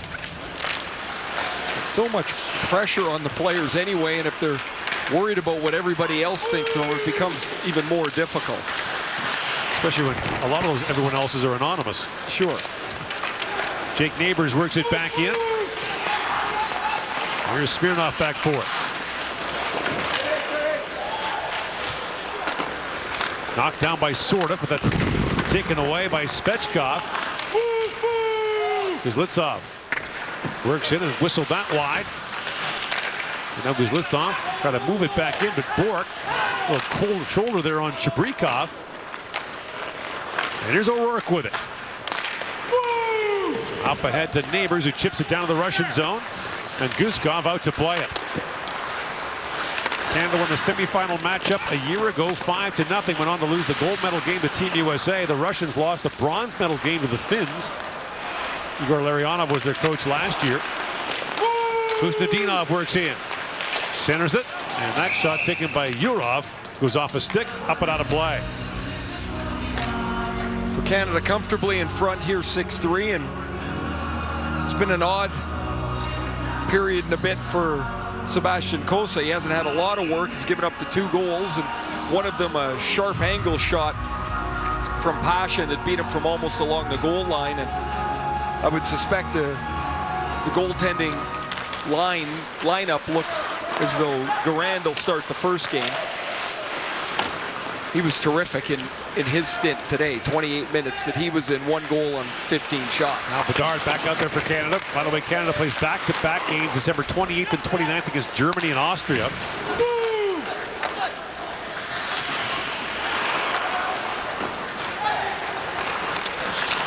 Wright tries to knock that back for Bedard. Ahead for Wright.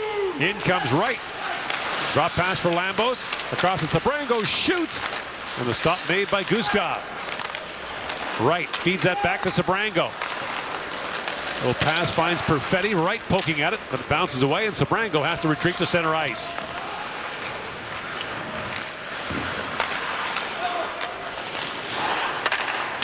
McTavish drops it back to Johnson. In comes Kent Johnson across the line and tried to shoot him at it, fanned. And now Power back to pick it up. Owen Power drops that back to Zellweger. Top defense pair for Canada goes to work as Mohamedoulan knocks that back for Kormislav.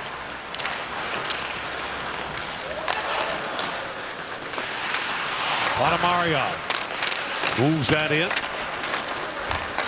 And away comes Johnson with it. Kent Johnson. And that roll off his stick, sent back down. We mentioned the Russians have no North American players on their roster. In 2011 they did that, won the gold medal. That team was pretty good. That was Kuznetsov, Panarin, Tarasenko. They were all right. It's tough to take any formula and say in an age-out tournament that's the one you should use. Every year presents a different challenge or different opportunity. So I don't know that there's exactly one way that you need to go about it. A little bit of frustration for Sergei Zubov. His team's had a little bit of trouble, I would say, moving the puck with any cohesion up the ice. When the Rangers won the Cup in 1994, he was their leading scorer in the regular season. And that was Brian Leetch. I mean, that was a good team. Yeah, when him and Brian Leetch were together on the ice, which actually they set up the first goal of the final game in Game 7 about Vancouver. It was Zubov way down by the net, and he found Leetch, who was just far down the ice, to put the Rangers ahead. There's Sergei Zubov behind the Russian bench.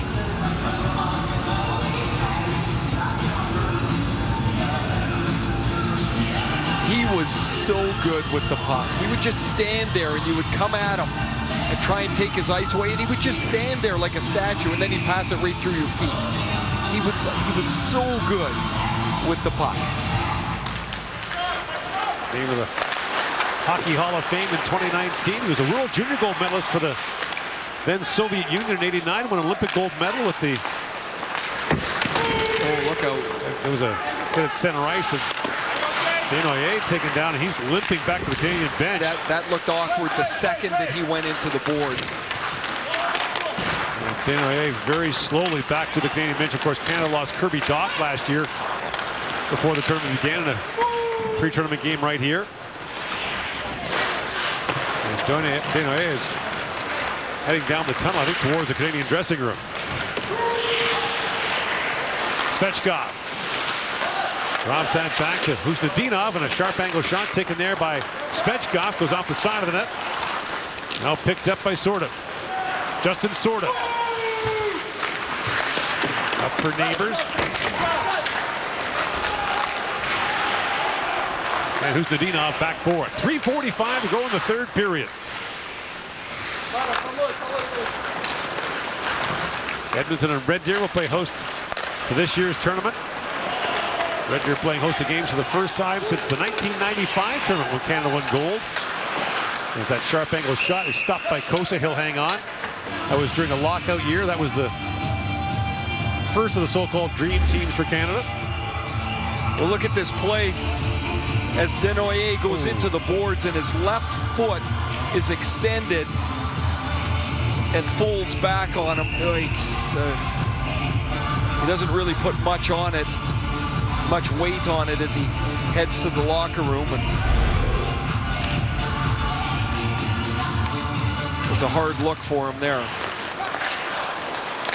Mohamedoulan lays that down. Here's Perfetti with it. Cole Perfetti for Zellweger. Now Zellweger walks it and shoots. That's gloved by Guskov. And again, the rosters are 25 players per team, 22 skaters, 3 goaltenders. You cannot replace a player now. Since December 15th, you cannot add anyone to your roster.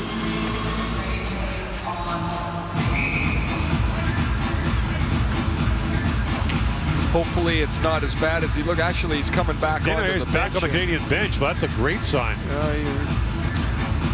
Young. Okay. Good for him. That did not look very good. Now Wright gets taken down. That's going to be a penalty to Russia. as Nikita Novikov goes off with 3:05 to go in the third period. A strong play by Wright as he takes the puck into the defender's space, and Novikov has to defend him, but Wright's turning into him. He ends up wrapping his arm around him. That's a drawn penalty. Nicely done by Shane Wright.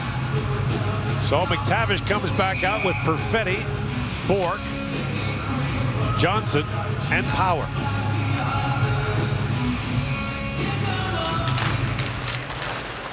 McTavish wins the face-off to Perfetti, takes the return pass from Power. Perfetti to Power. Oh, and Power, little wrist shot loose in front. They battle away for it. Bourque put it wide. Winding in is Johnson. Down to McTavish. Flips it back to Power. Power to McTavish. Back to Power. McTavish to Johnson. Loose in front. Battle for the puck. McTavish back on it. And now Power reaches out and holds the line. That long shot drifts down, and Guskov makes the save. Nothing too crisp about that, but they end up with a couple of good chances out of it, as well as Guskov makes the save. Bourque had 2 chances, one on a rebound, one on a tip. As like earlier, he bounces back and forth from the bumper spot down to the net front. Now the second unit comes out. Neighbors, along with Bedard, Wright, Cormier, and Zellweger. And here is Zellweger with it. Across to Wright, and the puck bounced out. Nolan Zellweger, Anaheim's second-round pick in 2021. Up ahead for Wright. Wright drops it back. Here's Zellweger. Neighbors to Cormier. Back at the point. Zellweger is shot. That deflected wide. At the point is Zellweger. Takes a return pass from Cormier. 2 minutes left in the third period. In comes Wright with a long shot. Bouncing puck at the side of the goal. Goes to Neighbors. Neighbors back to Wright. Neighbors got tied up at the corner. Fish back to Zellweger. Zellweger to Wright. Walks in and shoots. He rattled that high. Cormier trying to hold the line and skipped away from him, and he pokes it back to Zellweger. 30 seconds to go in the Canadian power play. Lead pass for Bedard, but it's offside at the Russian line. Nice little quick up as the puck was cleared out of the zone, and as the Russians changed, Bedard just made a tight turn and headed straight up the ice. Neighbors just wasn't able to get out of the zone. I thought it was pretty tight. As Bedard scoops, takes that puck, and now he's on his way into the zone. They called Neighbors on the far side off on the play.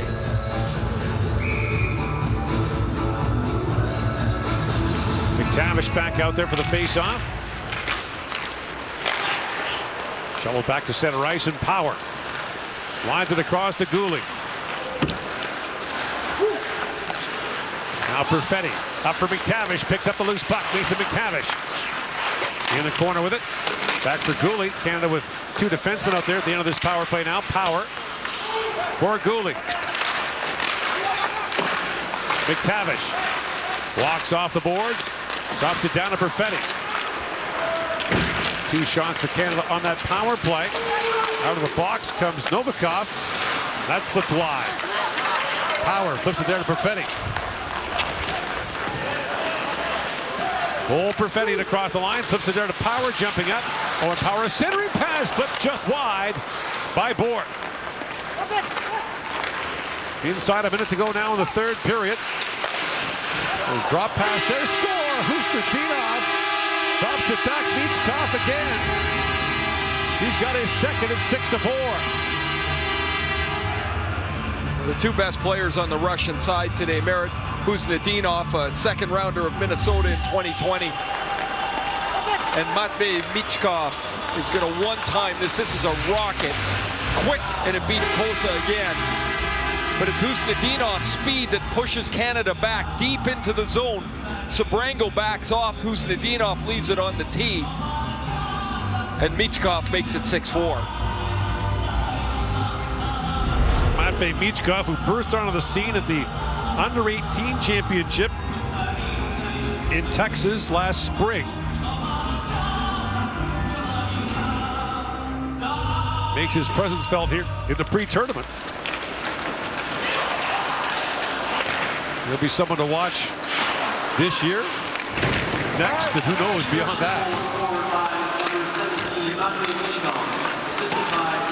A centering pass, Husnudinov knocks it down, 20 seconds to go in the period. Novikov drops that back. And now Husnudinov, the captain, teed that up and deflected up and out of play.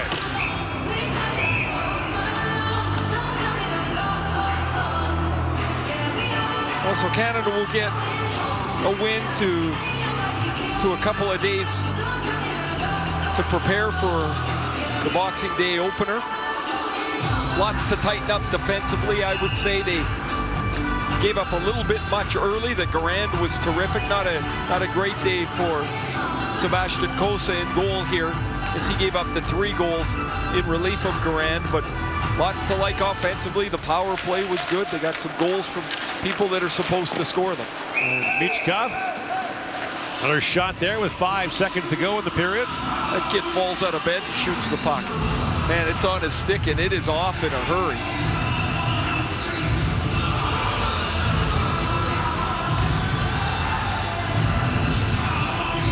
We mentioned at the under-18 tournament, Michkov scored 12 goals in 7 games. Led the tournament in goals and points. He has 2 goals in 13 games in the KHL this year with SK St. Petersburg. He's also played in the MHL, the Russian Junior League. There's Kirsanov, a shot that rattles high off the glass. Cossa sweeps that away. And Canada will leave the pre-tournament game with a 6-4 win over Russia. Next stop, the Czechs.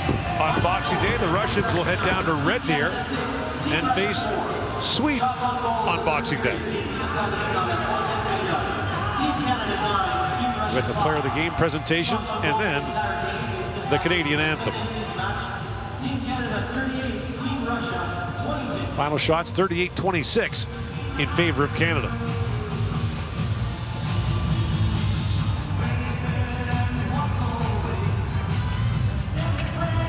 Couple of goals for Mason McTavish. Ridley Gregg had one. Cormier, Johnson in the first period.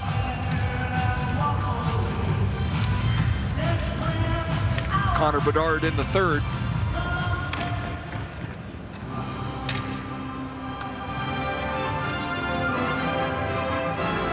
The best players of each team is proudly presented by Close General Leather Company.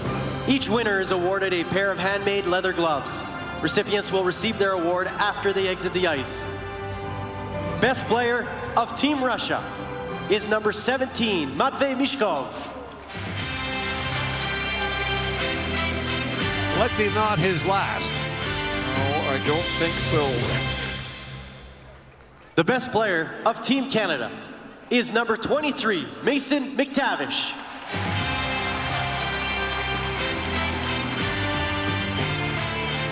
See, McTavish is going to be a handful physically in this tournament to try and hold on to. Just a big, strong player. Terrific, Ladies and gentlemen, terrific game. Please rise for the national anthem of Team Canada. Mesdames et messieurs, merci de vous lever afin d'écouter l'hymne national d'Équipe Canada.